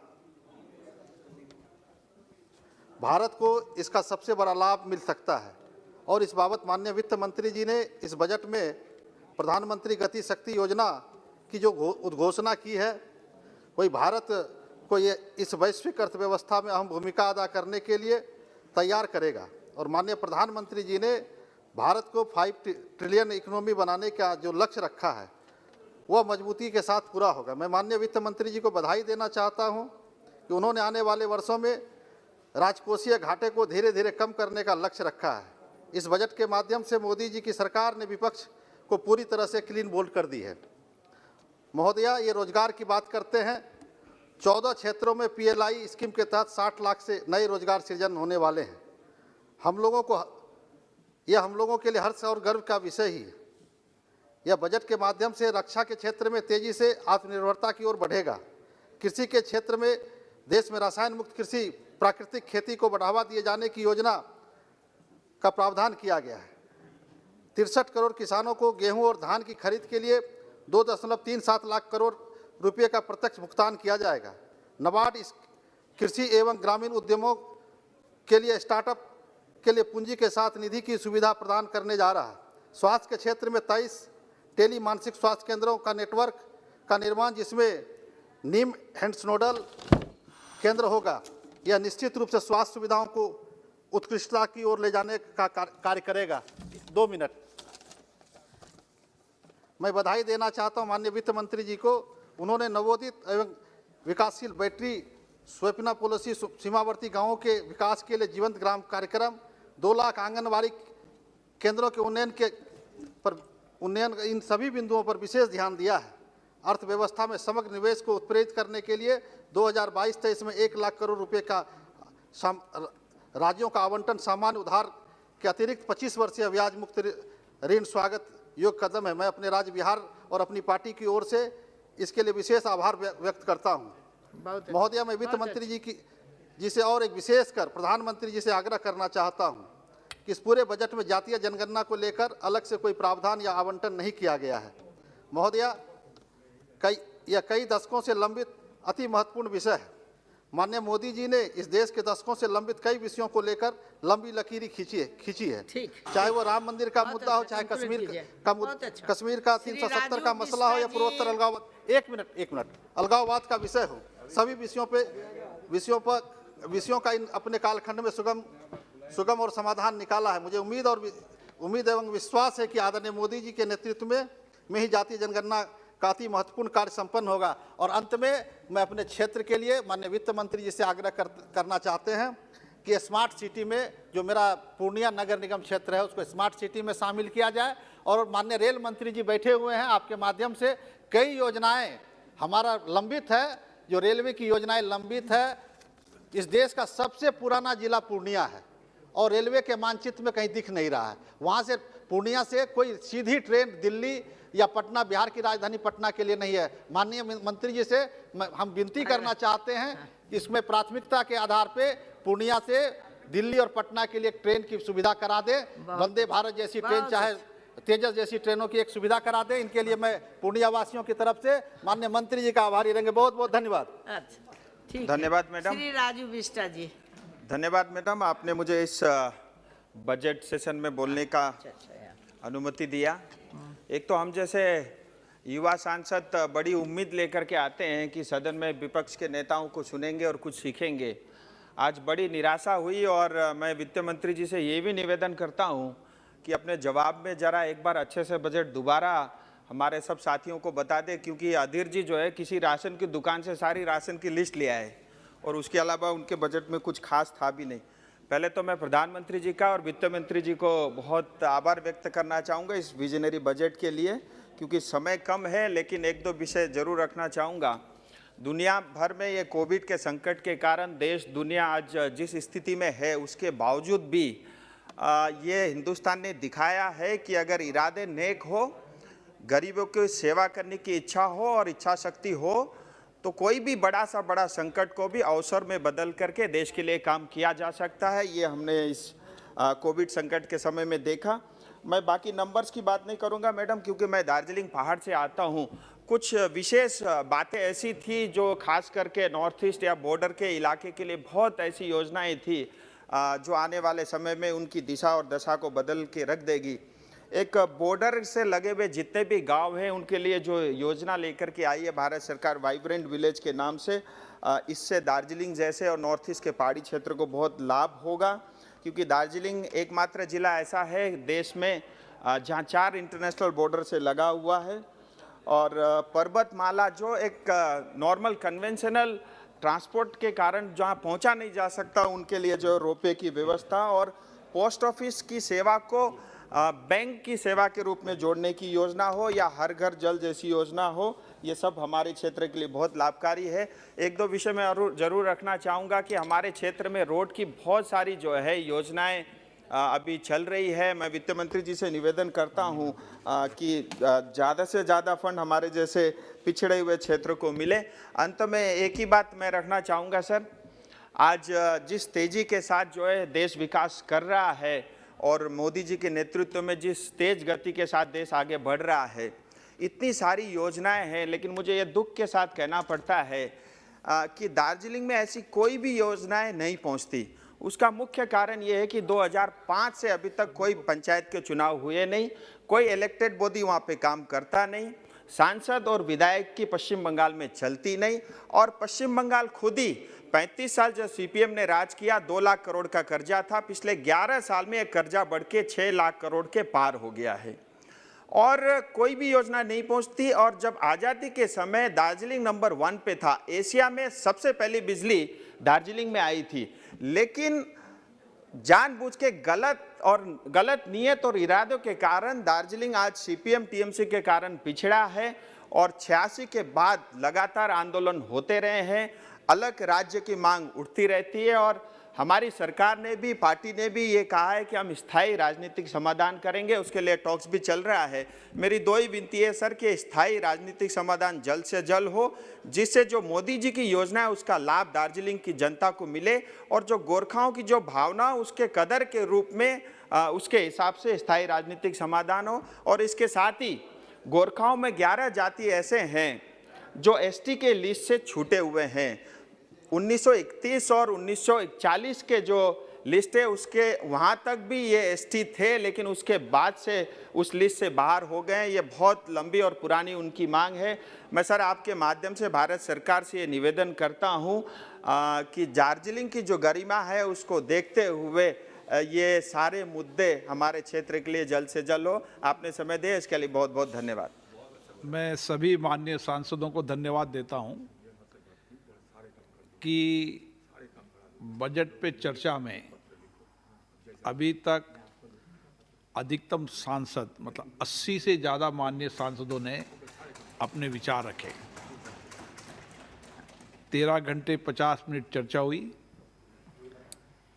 ये रिकॉर्ड है। मुझे लगता है कि सभी माननीय सदस्य को पर्याप्त समय, पर्याप्त अवसर मिला है। मिला नहीं मिला सबको?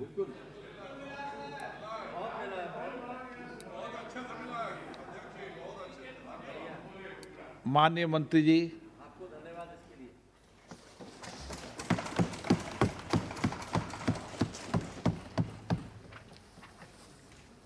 Thank you, Speaker, sir.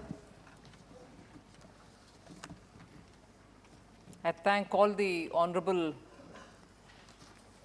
members who participated in this discussion on the budget. Honorable Speaker, sir, you rightly said more than 80 members have spoken on the budget discussion. In the last few days, you've held it, even if it was late in the night, and the members' enthusiasm in talking about the budget and getting into some details actually has motivated me that the interest in this year's budget, like last year's and the previous years as well, has been not just cursory. People have gone into the details, and therefore it gives me greater motivation to reply. And of course, as things stand, and this is subject to correction, I am also given to understand that nearly 45 members of parliament have given their written speeches. Sir, I would have actually started off with the budget all over again in terms of some very distinct features which are there in the budget. But I'm very tempted to take it off and start from the first speaker of the opposition. And that is only because, of course, I'll be answering many of the questions that he's raised, but maybe because he wanted to sound a lot more interesting about the budget, his criticism started off by saying, Amrit Kal over the next 25 years, today the people of India are facing Andhkal. Kyunki a very senior member of the House starts saying that this is not Amritkal, it's Andhkal, I thought we should just go over that a bit more so that members would also know what probably is running in his mind. Sir, there certainly was an Andhkal in this country. But that andakal was thanks entirely due to the Congress. And I list out a few things why. No one of us can disagree that andakal that was. Start with the fact that in 1991, we had foreign exchange reserves only for 2 weeks. उससे पहले emergency का काल भी हम सब जानते हैं. So andakal that was. Andakal again in 1991, when you couldn't manage your foreign exchange, you didn't know what to do. And then, because you were trying to bring in reform, you also claimed we brought the reform, whereas that was under compulsion, like one of our members, honorable members mentioned it. That was andakal. Again,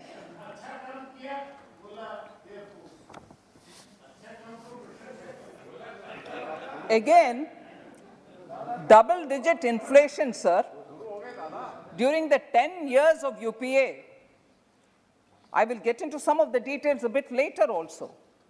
And when we are constantly talking about inflation and the government is explaining itself as to what is being done in order to contain what today is being suffered by people all over the world, but that's no excuse. We are responding to the situation in India. Double-digit inflation during UPA 1 and 2, particularly in 2, was andakal indeed. And that's the andakal probably he's referring to. Third, coal scam. Every day there was headlines in the papers about corruption, 2G scam, Antariksh Deva scam, middlemen everywhere. Country didn't know what's happening. Every morning it was dreadful to see the paper with yet another scam. That was andakal, sir. And not knowing how to deal with the country after the global financial crisis, inflation touching 2 digits, and also the situation, macroeconomic fundamentals all going either udar, India became one of the fragile 5. That was andakal with policy paralysis. So andakal, if he's referring to his own period, government's period, and from the memory. Whereas what we have created today is a situation where common man feels that he's received the benefits from the government, that which was promised over the decades, and therefore entering into the next 25 years towards India at 100 would be certainly the Amritkal that all of us are referring to. And why do I say that? Jan Dhan Yojana brought in financial inclusion for all Indians. And today, I can say there are 44.58 crore accounts, and in those accounts which were made fun of, saying this is zero balance account, how can you have accounts where there is not going to be any balance? There are 1.57 lakh crores as deposits in those Jan Dhan accounts. And Jan Dhan accounts include 55.6% women's accounts. So the coverage of man, woman, and the coverage of rural, urban, everything is taken care of when we are talking about Jan Dhan. So that is the first footstep towards moving towards financial inclusion and moving towards Amritkal. Sir, again, 44 unicorns have successfully been identified in this country, and they've created wealth. They've also become the new showcasing of India's talent and innovation, and this has happened between 2020 and 2021. 20 crore women were given during the pandemic 500 rupees directly by the click of a button in DBT format, and the monies went into their accounts, and therefore this again is true inclusion and inclusive development. 2,000 rupees again was also given to farmers, and that gets given every now and then, so annually 6,000 rupees for sure goes into their accounts. This is actually leading towards Amritkal. Swanidhi Yojana, more than 33 lakh loans amounting to 3,407 crores have also been sanctioned, and more than 29 lakh loans amounting to 2,989 crores have been disbursed. And this covers poor street vendors who otherwise wouldn't have had a chance to enter the bank to claim credit or loan.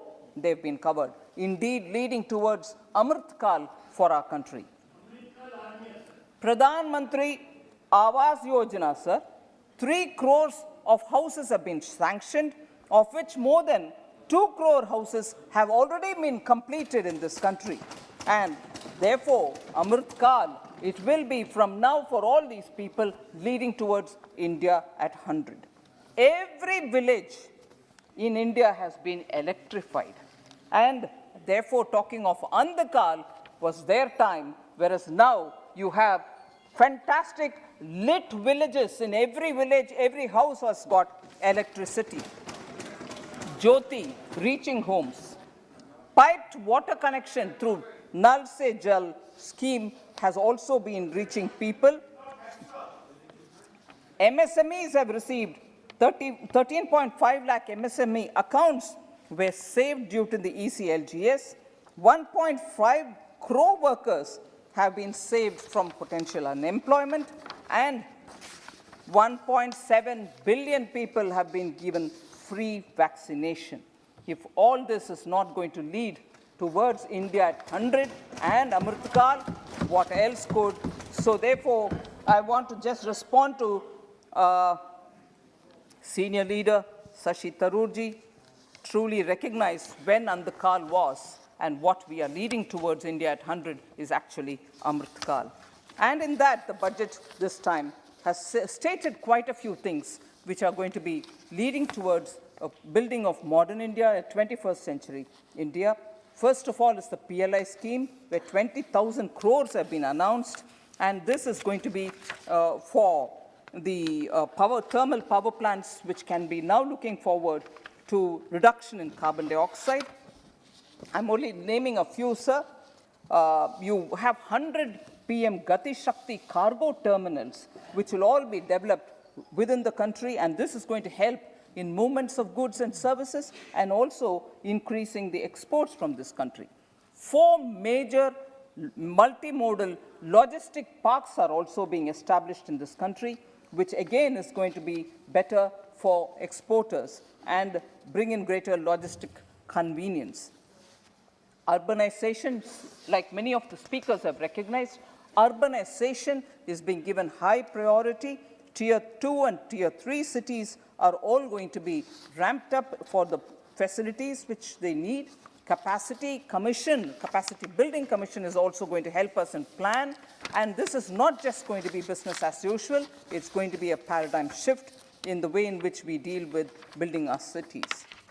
Sir, there are many more such announcements which we have made: digital education, digital university, digital banking. You're going to have district level banks which are going to function completely with digital facilities. The central bank is also going to be issuing a digital currency, which I've made an announcement. And more than that, animation, visual effects, gamings and comics, in which our young are experts in. We are creating a committee which will look at possibilities of bringing in various facilities and the framework which is required, so that we can be able to produce good gaming and comic through the digital, and visual effects through the digital media.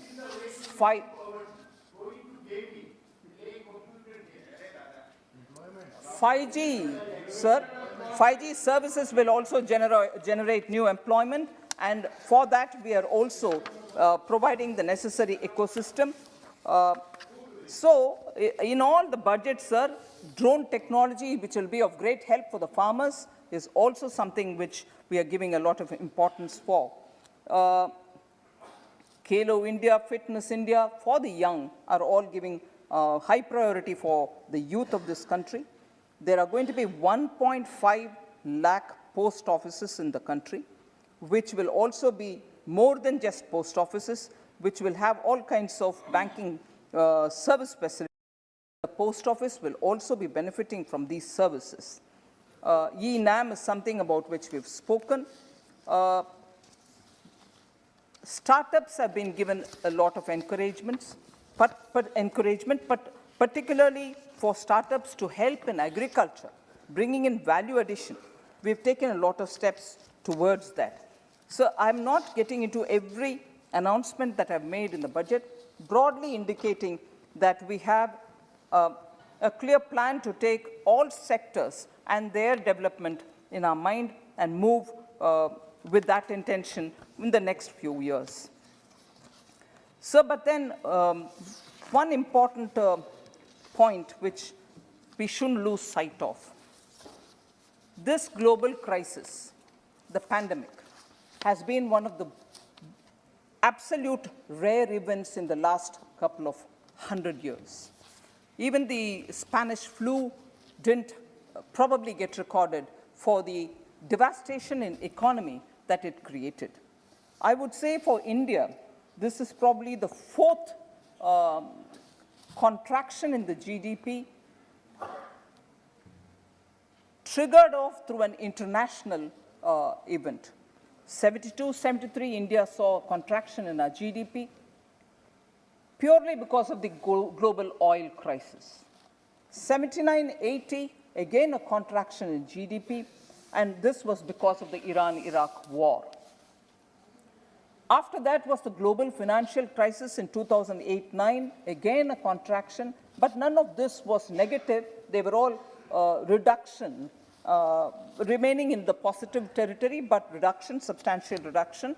And 2008 and 9 also saw it because of the global financial crisis. But what we saw because of the pandemic in 2020-2021, which led to a contraction of 6.6% negative, was one of the worst ever that we could face, and we were not alone in it. All over the country, all over the world, indeed, economies suffered because of such a contraction. But what I would say, no country had any comparator. They couldn't have anything before them to compare what they could do now, what resulted now, with something else which happened before. However, in the recent memory, if we were to look at a global economic crisis, which also had an impact on Indian economy, it was the global financial crisis. I'll just like to do a comparison between what was the economy then and what was our solutions for that, and what is the economy now and what solutions we gave for this one. Sir, in a way, the global financial crisis resulted in a reduced gain because it wasn't a negative growth. It was still a small growth, but it was a constricted growth. The reduced gain in the in the GDP was 2.21 lakh crores in 2008 and 9. Compared to that, the lost GDP now is 9.57 lakh crores. So that is the extent to which we have lost in this pandemic compared to the recently, meaning a decade ago, the global financial crisis. That resulted in 2.212 lakh, whereas now the reduction was far more. It is 9.57 lakh crore. Despite, sorry? I'll tell you. So despite significant supply side disruptions, India's CPI inflation, I'm picking that up for a minute, was 6.2% in 2020-21 as compared to 9.1% in 2008-9.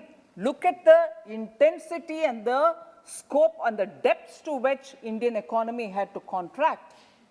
We lost 9.57 lakh crores worth in this global financial crisis, whereas the loss earlier, which is the global financial crisis, was 2.12 lakhs crore. But the CPI inflation now, because I'm purposely bringing this, because CPI inflation is the index with which we measure how prices affect common man.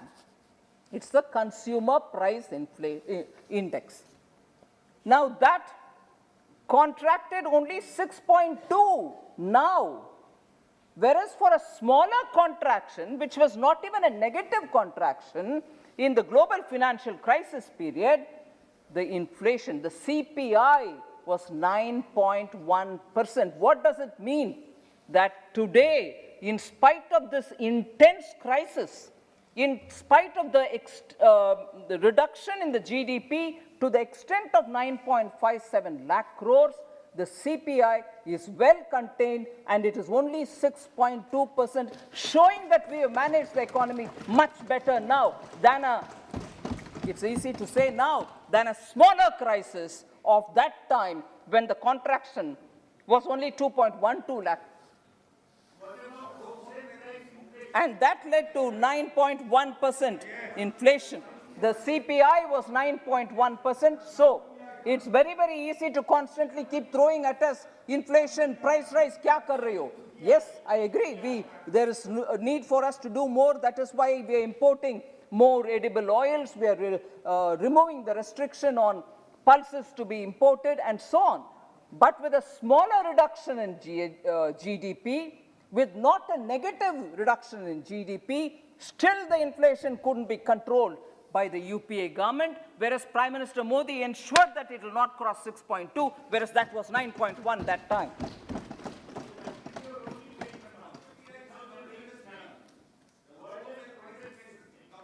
A common man is affected by CPI, sir, not the WPI. So let us not go on mincing words to constantly keep throwing it at us. You please introspect. Sir, Honorable Speaker, sir, India's current account deficit surplus. All right, sir, India's current account surplus. Current account surplus, sir. Sir, the entire treasury benches heard every comment. And as much as possible, I don't say that I was here 24/7. There were times when I had gone off, and my honorable Minister of State was here to take care of everything which is being said. So when I've come here to reply, I would request through you, sir, some patience so that they hear my answers. They may be satisfied, they may not be satisfied, but kindly hear. I know some of the members who have thrown wild allegations also have gone away. They are not here to listen to my reply, which is really disappointing. Sir, India had a current account surplus of 0.9% of GDP in 2020-21. अब की crisis के समय हमारे current account surplus में थी और वो भी 0.9% में थी. मगर 2008-9 ग्लोबल फाइनेंशियल क्राइसिस के समय यूपीए का करंट अकाउंट डेफिसिट में था और वो भी 2.3% डेफिसिट. सो इतना बड़ा क्राइसिस, पैंडेमिक इतना बड़ा, जीएसपी हमारे जीडीपी कॉन्ट्रैक्शन इतना सिवियर, और हमसे बार बोलते हैं क्या कर रहे हैं. सीपीआई को मैनेज किया, करंट अकाउंट सरप्लस में रखा. सो हमारे मैनेजमेंट के ऊपर जरा पॉजिटिव नजरिया से भी 1 मिनट देखने का मैं आंकड़ा बोल रही हूं, मगर ना हम वो सब नहीं देखेंगे. सर, अभी परसेंटेजेस के बारे में प्रेमचंद्रन जी और ऑनरेबल मेंबर्स पूछ रहे थे. इसी कंपैरिजन में परसेंटेजेस भी आपके सामने रखना चाहती. सर, 2008-9 और 2021 real GDP growth percentage, sir,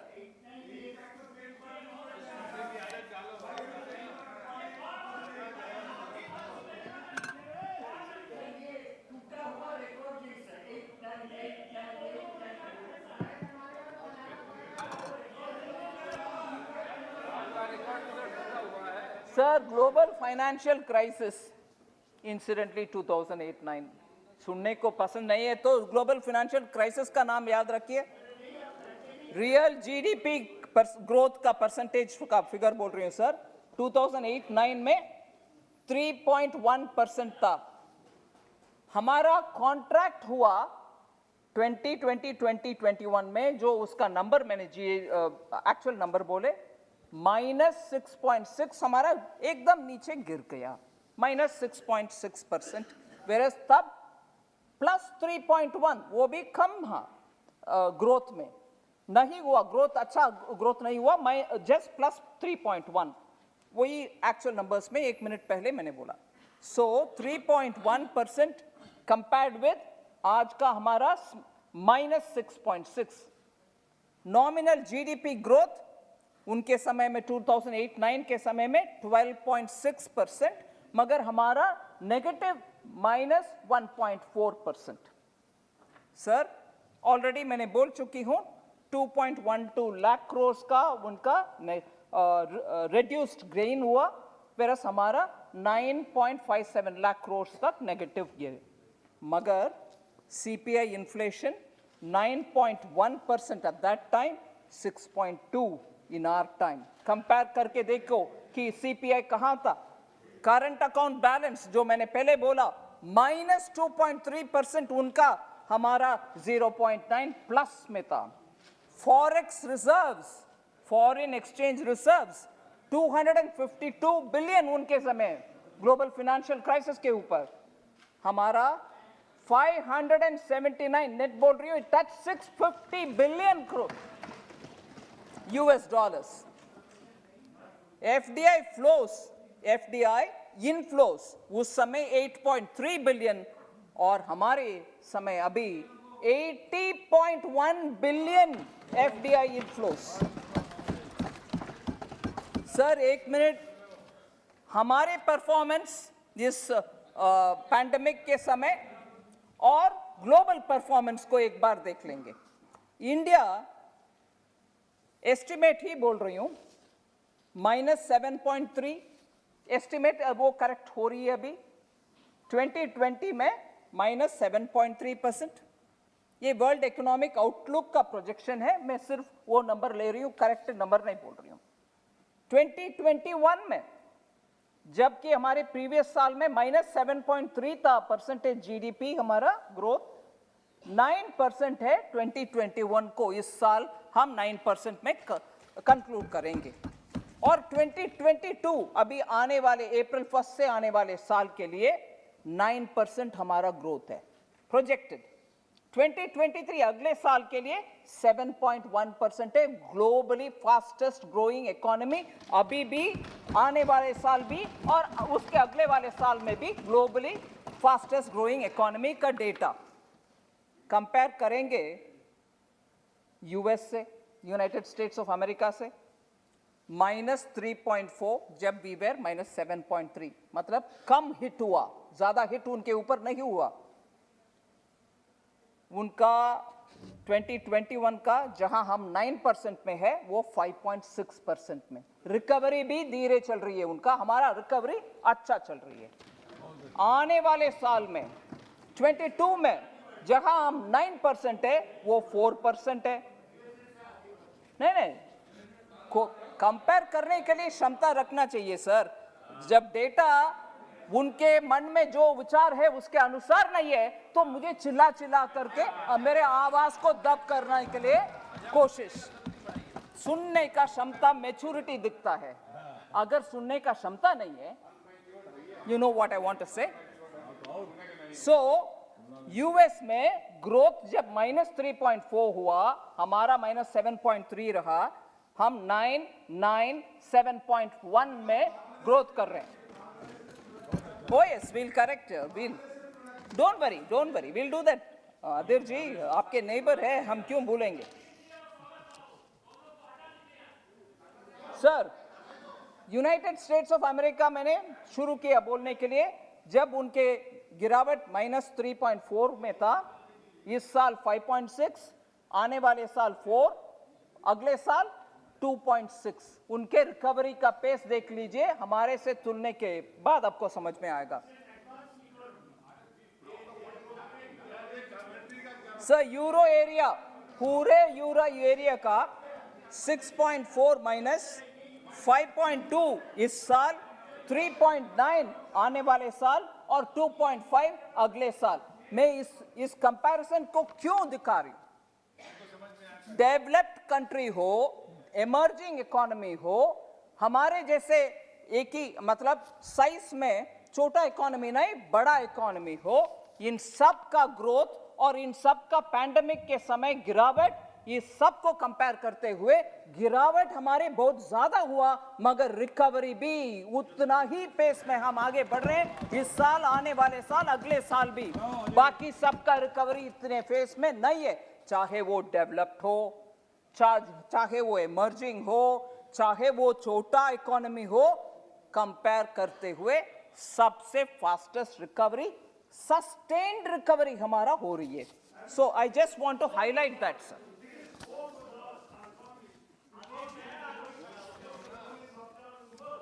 That's the point. Despite biggest form. Sir,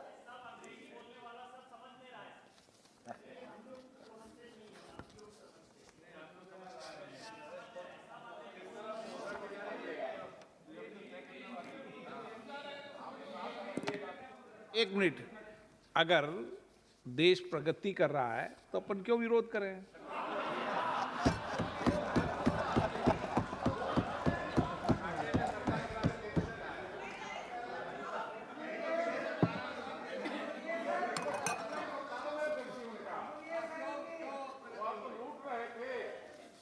sir, हम इस पिछले साल भी और इस साल भी ये पैंडेमिक का इतने अफेक्ट होने के बाद इकोनॉमी कैसे रिकवर होगा, कैसे इसको क्या क्या तरीके में से हम, how do we restore the economy, इसके ऊपर बहुत हमने चिंता सोच विचार किया। Based on that sir, I am basing on an RBI estimate. RBI का ये एस्टिमेट था सर, सरकार के द्वारा if you spend 1 rupee what will be the multiplier effect, मतलब इफ यू स्पेंड 1 रुपी उससे कितना फायदा आपको मिलेगा, और उससे जितना फायदा मिलेगा उसके अनुसार आप खर्च करने में सक्षम, डिसीजन, अच्छा डिसीजन लेने के लिए उपयोगी रहेगा। So RBI estimate is if you spend 1 rupee on revenue expenditure without creating assets, खर्च करने के लिए पैसा अगर आप देंगे, 1 रुपया अगर खर्च करेंगे रेवेन्यू एक्सपेंडिचर में, उसका मल्टीप्लायर इफेक्ट होगा 45 पैसा।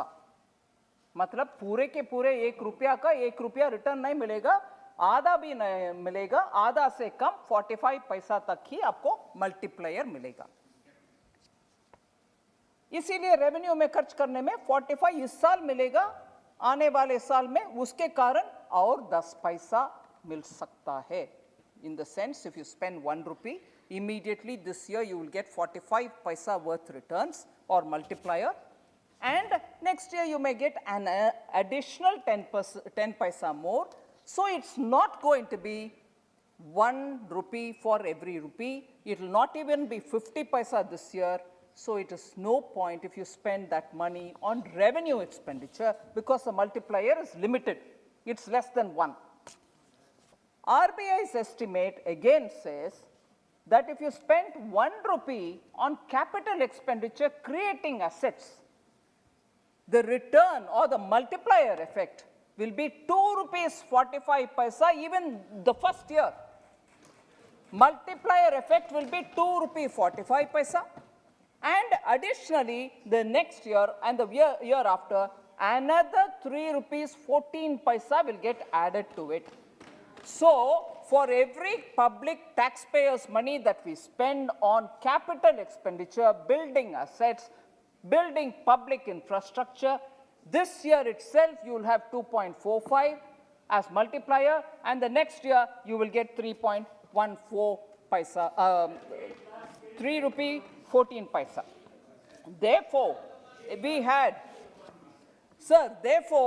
we thought public taxpayers' money being spent in creating assets gets us better returns, better multiplier effect, and therefore we chose to spend on capital, in infrastructure building. Okay, infrastructure building, public expenditure, we are borrowing money to do, but we are also ensuring that revenue expenditure is rationalized.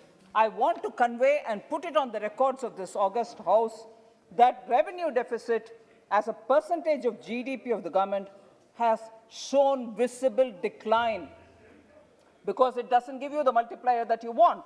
I want to highlight and show that in 2020-21, it is 7.3, which is actual, whereas the BE for 2021-22 is 5.1, sir. 2021-22, RE is only 4.7, and 2022-23, we have put in the BE 3.8 only. Normally, anybody who's looking at budget preparations and budgets of the countries will understand it's highly difficult, very, very difficult to reduce revenue expenditure. But we have shown that without hurting much, revenue expenditure has been rationalized. I just want to put this one on record, sir. Sir, now, in a way, I will respond to members of Parliament who have raised issues. On that, I'd like to give clarification or respond to the questions that members have raised. I'll first start with several members questioning the GDP growth projections. Members have said the real GDP growth rate mentioned in the budget speech and the economic survey are different. There is a mismatch. Many members said that. But I just want to say, sir, for 22-23, the projected growth in the economic survey is 8 to 8.5%. They've given a band. The economic survey gave a band of growth which is 8 to 8.5. The estimates of RBI are different. As they are doing their own projection, their estimates are slightly different. Now, with this projected growth rate, to arrive at a nominal growth rate figure, you will have to top it up with the deflator.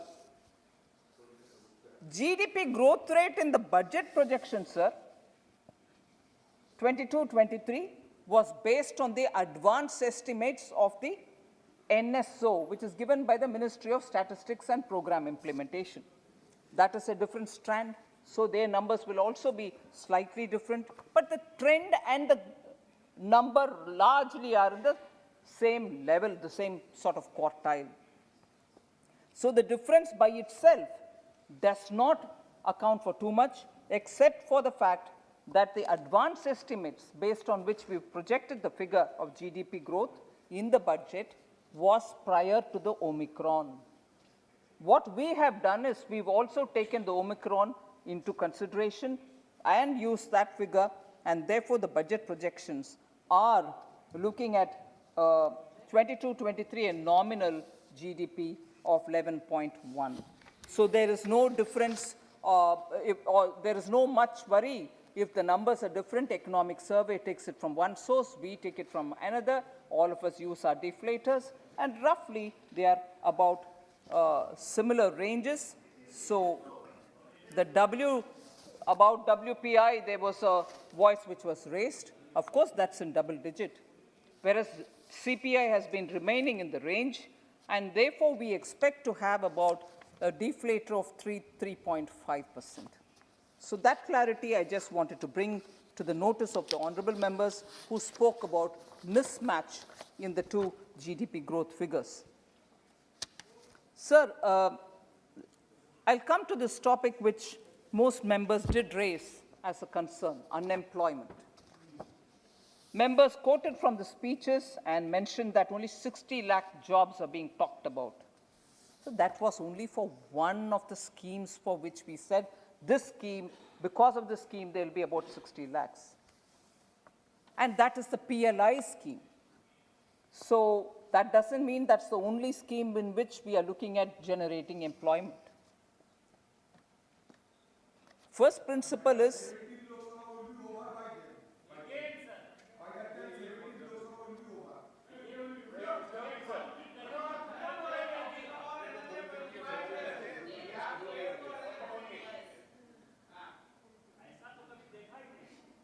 Sir, employment generation would be a natural outcome. I'm just saying this to start with. I know members are waiting to pounce on me because I've said this line. Let's understand the context. Because just for PLI, when I said 60 lakh jobs, it was presumed, if I'm not faulted at, presumed conveniently, saying that's all is the job you're creating. Not at all. In that scheme, that's a job. In general, when we're talking of high growth, in general, we are spending on infrastructure and looking at railways, roadways, building of multimodal transport, logistic hub, inland waterways, power generation, renewable energy. These are not going to happen without jobs.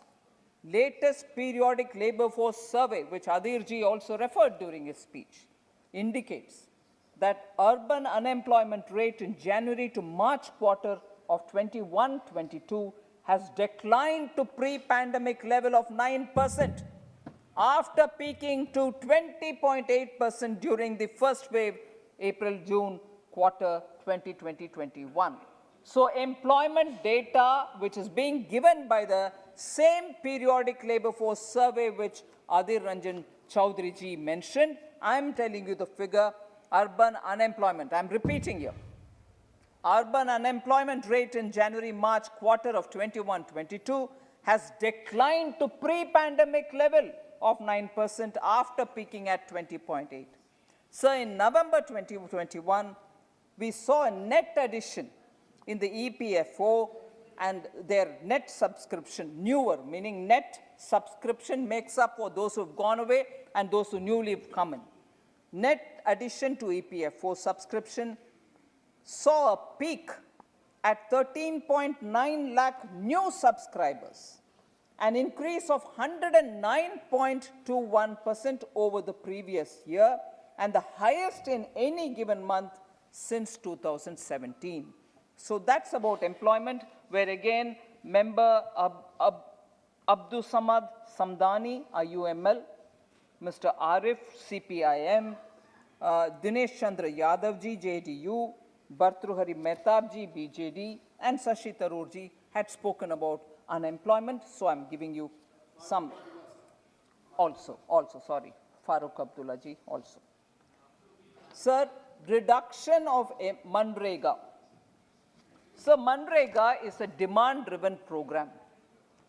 As and when there is demand, through the supplementary demand for grants, we give the additional required amounts, but we have not reduced from the BE compared to BE. The amount has remained same, and it is this government which, having given in the BE 64,000 crores in 2020-21, raised it to 1,11,000 crores for Manrega.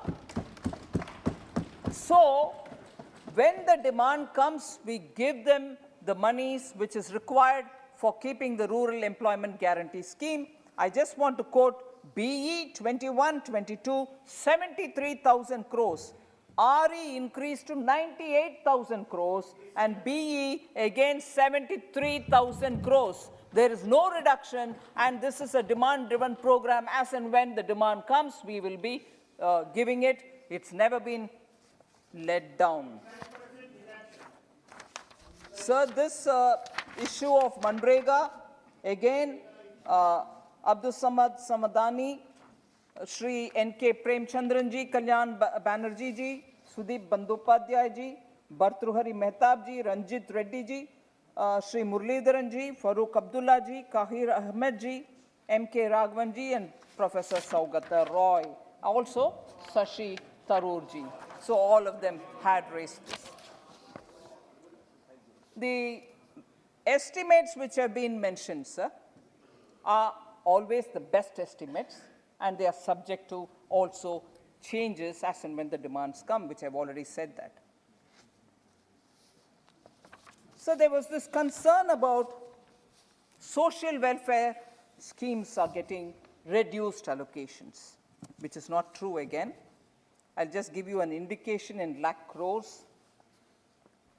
SC, BE 21-22, RE 21-22, BE 22-23. That's the sequence in which I'm reading. Scheduled caste 1.26 BE 21-22, RE 1.4, where it was 1.2 in the BE. BE 22-23, 1.42, higher than the BE of last year, higher than the RE of last year. That is about SC welfare.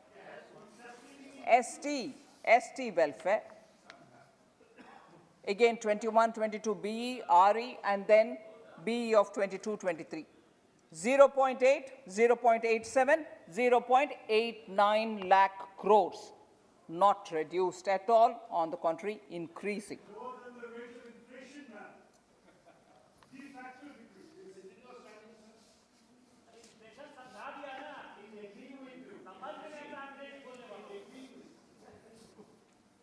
I've explained CPI inflation.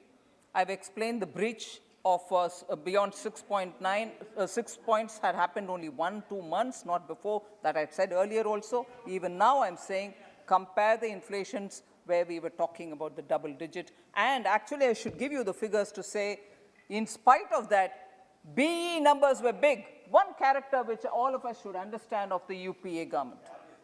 Every time, I wish I had the number with me. I have it for a few criteria, but I'll show it.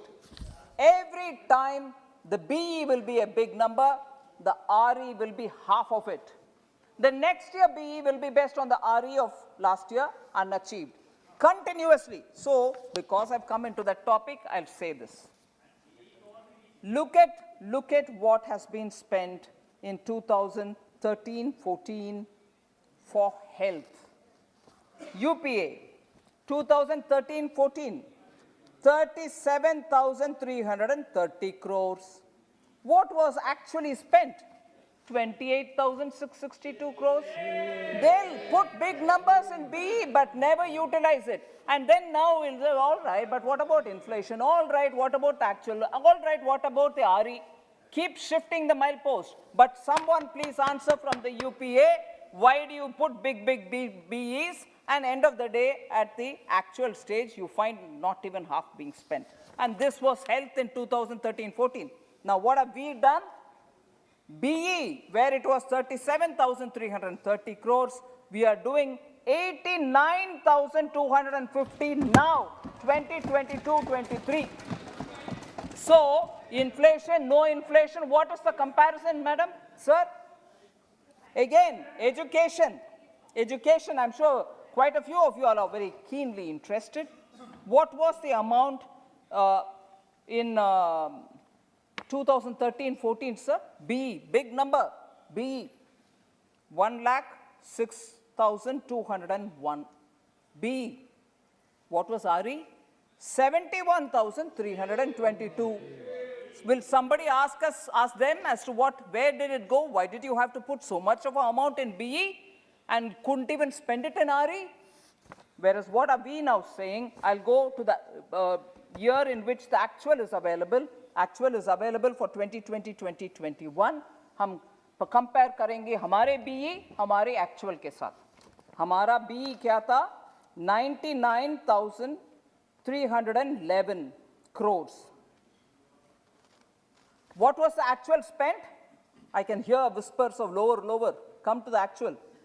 84,219.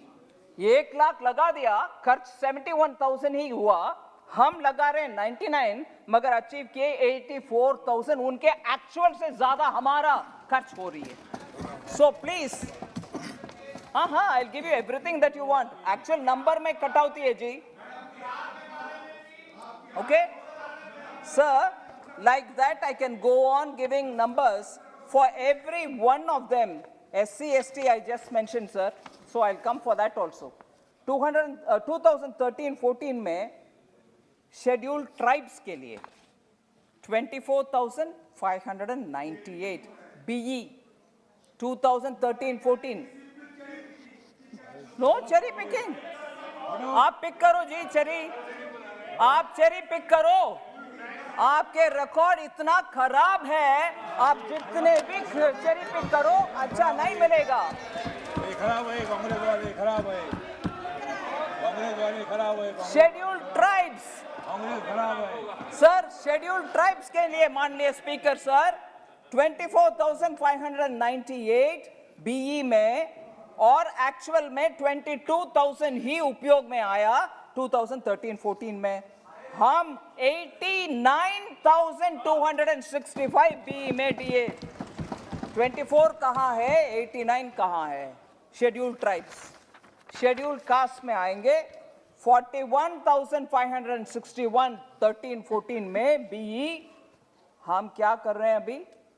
1,42,342 हमारा BE. So SC welfare हो, ST welfare हो, प्रश्न पूछ सकते हैं बार बार, what have you done for SC, what have you, number speak sir. Cherry picking आप भी करो, एक भी चेरी नहीं है आपके बास्केट में, सब कोयला है। 2GB है, थोड़ा सा 2GB है, 2GB है, 2GB है। कॉमनवेल्थ भी है आपके पास, करो कॉमनवेल्थ का चेरी पिकिंग। 2G स्पेक्ट्रम है, कोयला है, कोयला। Sir, honourable speaker sir, minority welfare के ऊपर प्रश्न पूछा गया। I like to answer that, and the members who asked about this are MIM's Imtiaz Jaleel ji, RF ji from CPM, and Abdul Samad Samdani ji, IUML. Sir, allocations for minority affairs. BE 22-23, which is now on the table of the Parliament, 5,021 crore, which is 16%, 16% increase hai, over the RE. RE of 2021-22, sir, was 4,346 crore. उससे बढ़कर के BE में ही हमने 16% का बढ़ोतरी किए। Okay? Outlay for education and empowerment of minority girls, इसके ऊपर भी बहुत प्रश्न आया, मैं उसका भी जवाब दे रही हूँ। BE पहले RE 21-22 इस साल जो खत्म होने वाली है, उसमें RE 1,215 crores, whereas the BE is 1,382 crores. Amount बढ़ गए 1,200 से 1,300 तक।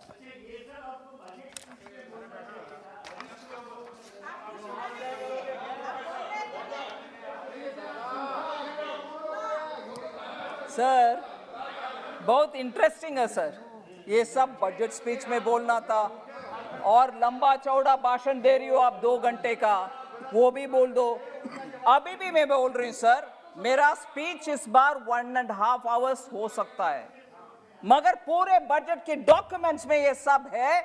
मैं रेस्पेक्टफुली कहना चाह रही हूँ, मेंबर जो बजट स्पीच में कहना था बोलने वाले, जरा बजट का डॉक्यूमेंट्स पूरे आपके ईमेल में पहुंचा हुआ है, डॉक्यूमेंट को देख लीजिए, उसमें थोड़ा अध्ययन करिए, फिर आकर ये बात बोलिए। बजट स्पीच में हर विषय बोल दिया तो आपका क्या है, अध्ययन करने का मन नहीं है, क्रिटिसाइज करने के लिए तैयार है, थोड़ा अध्ययन करो।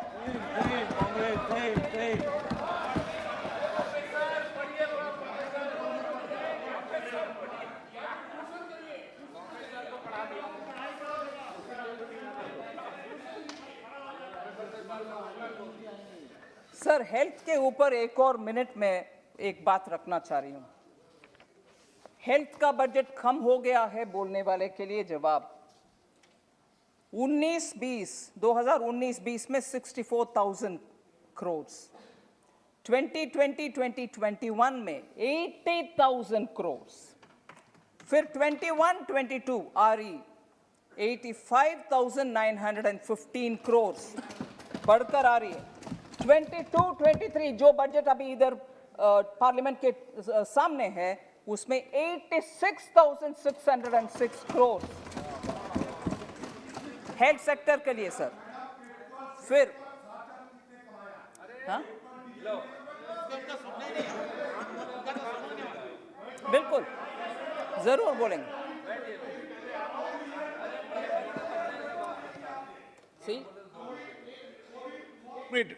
ये रामदास जी अटावले जी की बात सुन लो, क्या बोल रहे थे रामदास जी आप? नहीं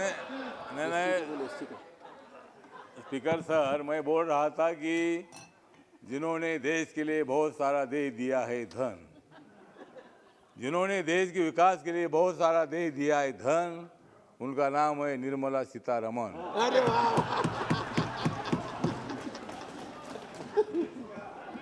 तो देश की मजबूत करनी है नरेंद्र मोदी जी को जान। देश के सभी लोगों की मजबूत करनी है नरेंद्र मोदी जी को जान। दे दो नरेंद्र मोदी जी की तरफ दिल से ध्यान। माननीय मंत्री जी। 2024 में नरेंद्र मोदी जी का आएगा तूफान। 2024 में नरेंद्र मोदी जी का आएगा तूफान और कांग्रेस वाला कट जाएगा।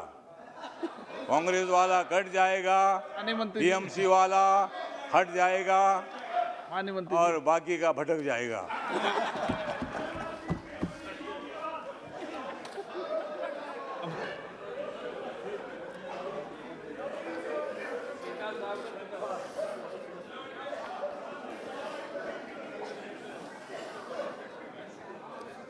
Speaker, sir.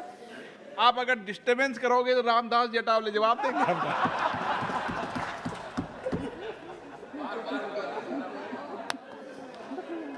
Sir, Speaker, sir, COVID-related health preparedness package. Several members raised question about you did it that year, but are you not doing this year? Didn't you do it this year? So expenditure on COVID-related health preparedness package. In 2020-21, the year in which we had severe COVID, 12,117 crores was spent on preparedness. 21-22, it's gone up and it is now 15,731 crores of rupees. That is purely for preparing preparedness packages wherever it is required. So allocation for Ministry of Health and Family Welfare, which was 64,000, which I've already mentioned in 1920, has been increased to 86,000 crores in the BE of 22-23, which is a 35% increase. Many members normally ask, what is the percentage? 35% increase. The allocations in the year 2021, 21-22 also include COVID-19 related emergency health preparedness packages. Sir, one other additional information on the health.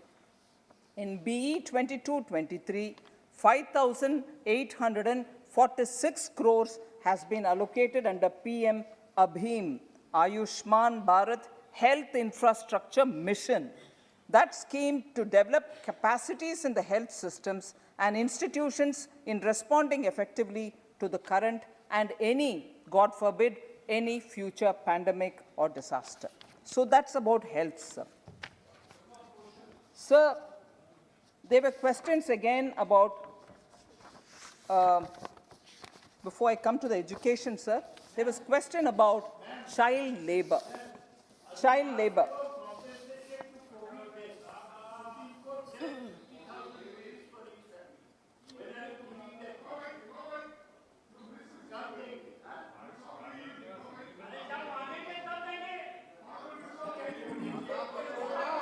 Sir, Ramban. Thank you, sir. Sir, there was this question, sir, if there was reduced allocation for child labor.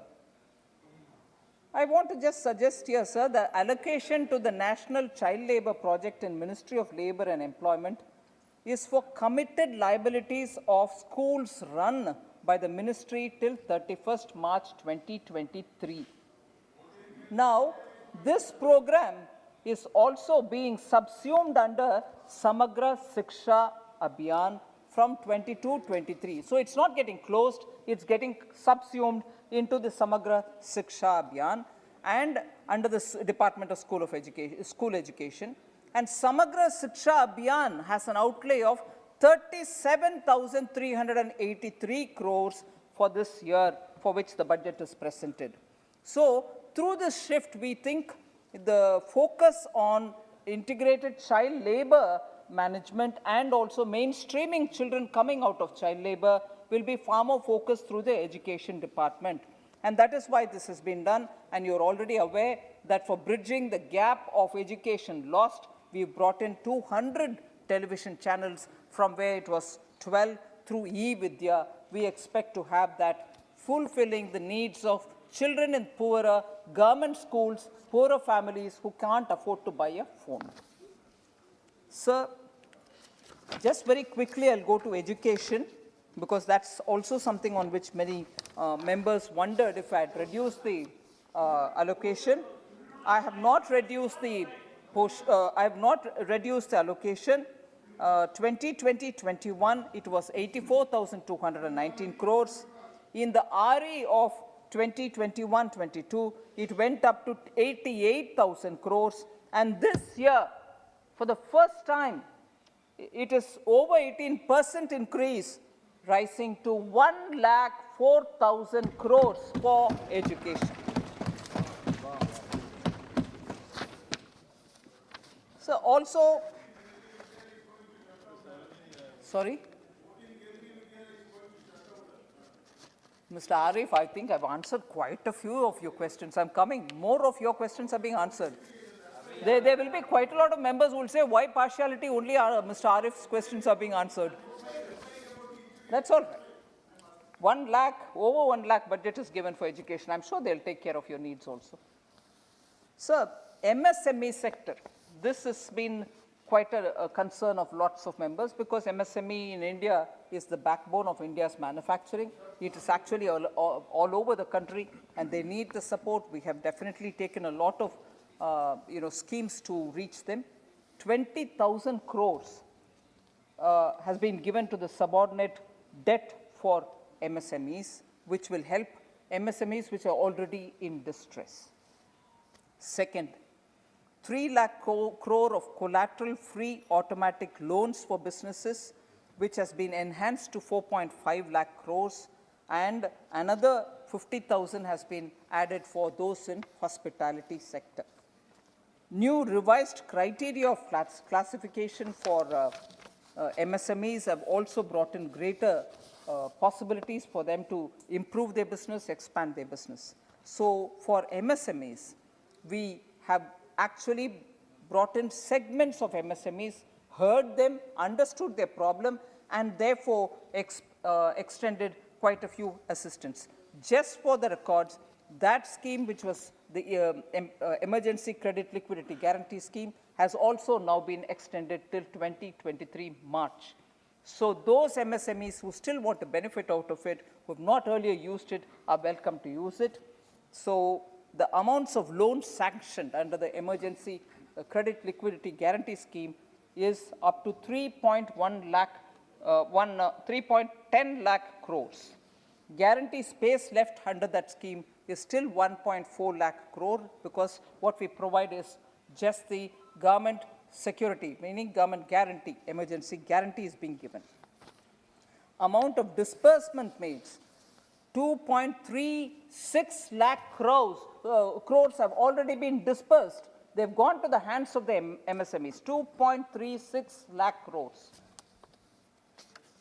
So I'm coming almost to the end of those clarifications which members wanted.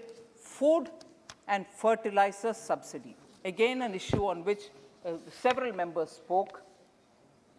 In the RE of 21-22, allocation for food subsidy is 2.86 lakh crores.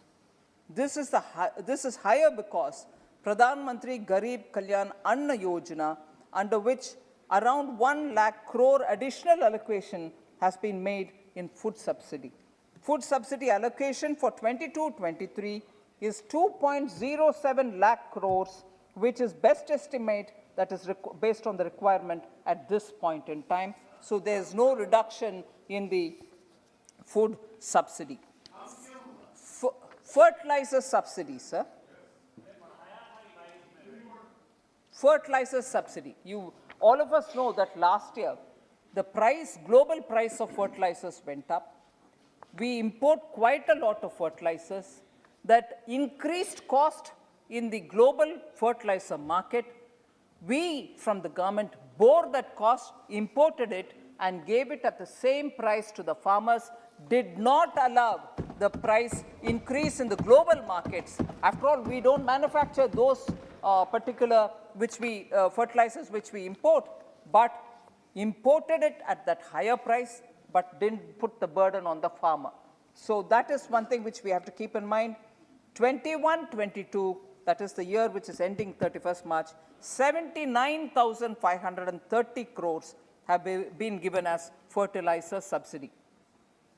In the RE, because of the global increase in the price, this 79,530 crores has gone up to 1,40,000 crores, not a burden on the farmer, but that money is something which Government of India has put, and therefore the burden has been taken on the government's shoulders and not moved over to the farmers. To limit the damage inflicted by the pandemic, government had announced a special economic and comprehensive package of 29.87 lakh crores through Atmanirbhar Bharat, and that includes the measures taken by RBI also. Sir, PM Garib Kalyan Yojana, we all know, was 1.70 lakh crores, ex gratia of 1,000 in 2 installments of 500 rupees were given to old age citizens, widows, disabled beneficiaries of National Social Assistance Program, NSAP, and so on.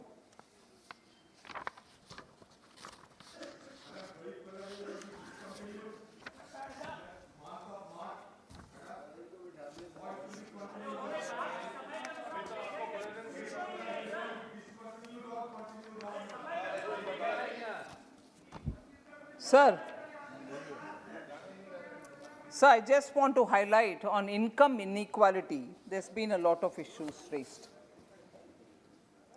I want to just say that the policy of financial inclusion, Pradhan Mantri Jan Dhan Yojana, I've already spoken to you, number of accounts, the amount which are there. Then within the next year, after in 2015, having introduced in 14 Jan Dhan Yojana, in 15 we brought in Pradhan Mantri Mudra Yojana. In that, 32.11 crore loans, 32.11 crore loans have been given with a sanctioned amount of 17 lakh crores. This has created an additional employment of 1.2 crore additional employment has been created between 2015 and 18. Hey, wait, you've asked a lot of questions, I'm answering. You should wait now. Despite 2021 being the pandemic year, 15 SDGs, Sustainable Development Goals, measured by the NITI Aayog in the SDG index, have all been included for reducing inequalities, because that is one of the very important goals we follow. Sir, I'm not getting into the total amount of tax devolution which is available in the public domain. That is one of the points on which a lot of members raised question. I don't want to take more time. There are one or two important other points which I'll speak about. Sir, agrarian issue के ऊपर, agriculture के ऊपर बहुत सारे प्रश्न आया. I just want to give some highlights. 2013-14, expenditure of Department of Agriculture and Cooperation was about 19,000 crores, 13-14, last year of UPA. Agriculture के ऊपर 19,000 crores था उनके budget. This has been increased by Prime Minister Modi by 6.6 times, and today it is 1.24 lakh crores. Where is 19,000 crore? Where is 1.24 crores? Out of this, 68,000 crores will be transferred in DBT mode to the bank accounts of the farmers, which periodically Prime Minister conveys through DBT. Sir, fertilizer subsidy, I've explained, 79,530 crores. Then this got enhanced to 1.4 lakh crores. So, fertilizer subsidy. Agricultural infrastructure fund has been created with a size of 1 lakh crore. Agricultural infrastructure fund. That's been brought by us, and I want to highlight the importance of it. Infrastructure is main critical point, and we wanted to continue strengthening that. That has been announced by us. So, the formation of 10,000 FPOs, sir, farmer producer organizations.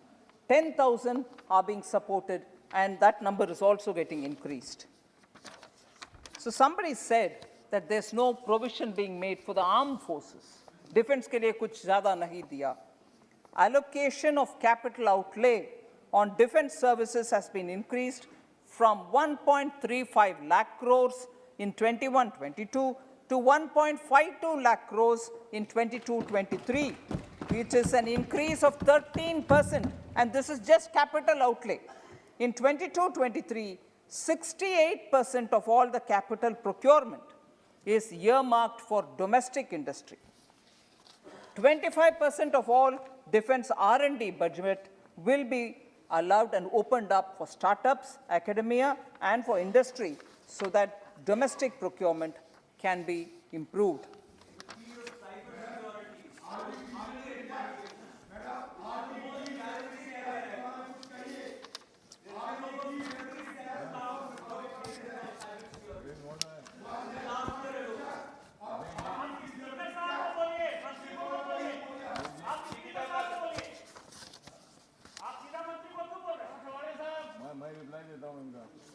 Sir,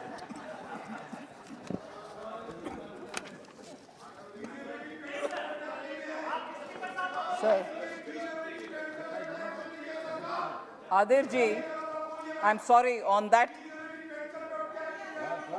आपने इतना उसके ऊपर जोरदार emotion के साथ बात कर रहे हैं, उसके लिए तुरंत मैं जवाब दे रही हूं. मुझे मालूम है मैं सर, आर्म्ड फोर्सेस के ऊपर गलत बयान, सॉरी मैं गलत बोल रही हूं, जो पार्लियामेंट्री शब्द है मैं कुछ और नहीं बोल रही हूं, दैट्स मिसलीडिंग.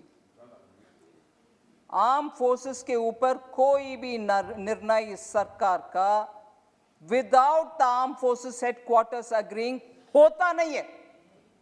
सो डिसेबिलिटी के ऊपर आपने क्यों नहीं जी, आर्म फोर्सेस हेडक्वार्टर्स ने जो भी सुझाव दिया उसके ऊपर ही हम स्टेप लेते हैं.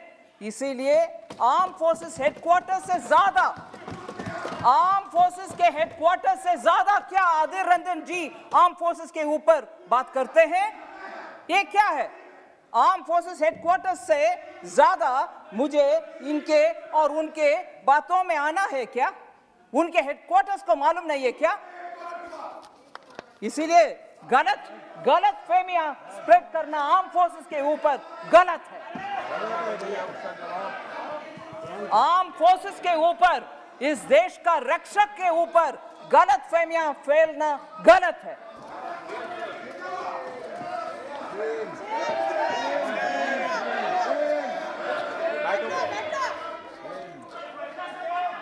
आदिर जी, आप जो भी टिप्पणी हमारे ऊपर डाल दीजिए, उसका जवाब मैं दूंगी, मगर इस देश का रक्षा करने के वाले के ऊपर मिसलीडिंग इंफॉर्मेशन नहीं देना, नहीं देना, नहीं, गलत है. माननीय स्पीकर साहब,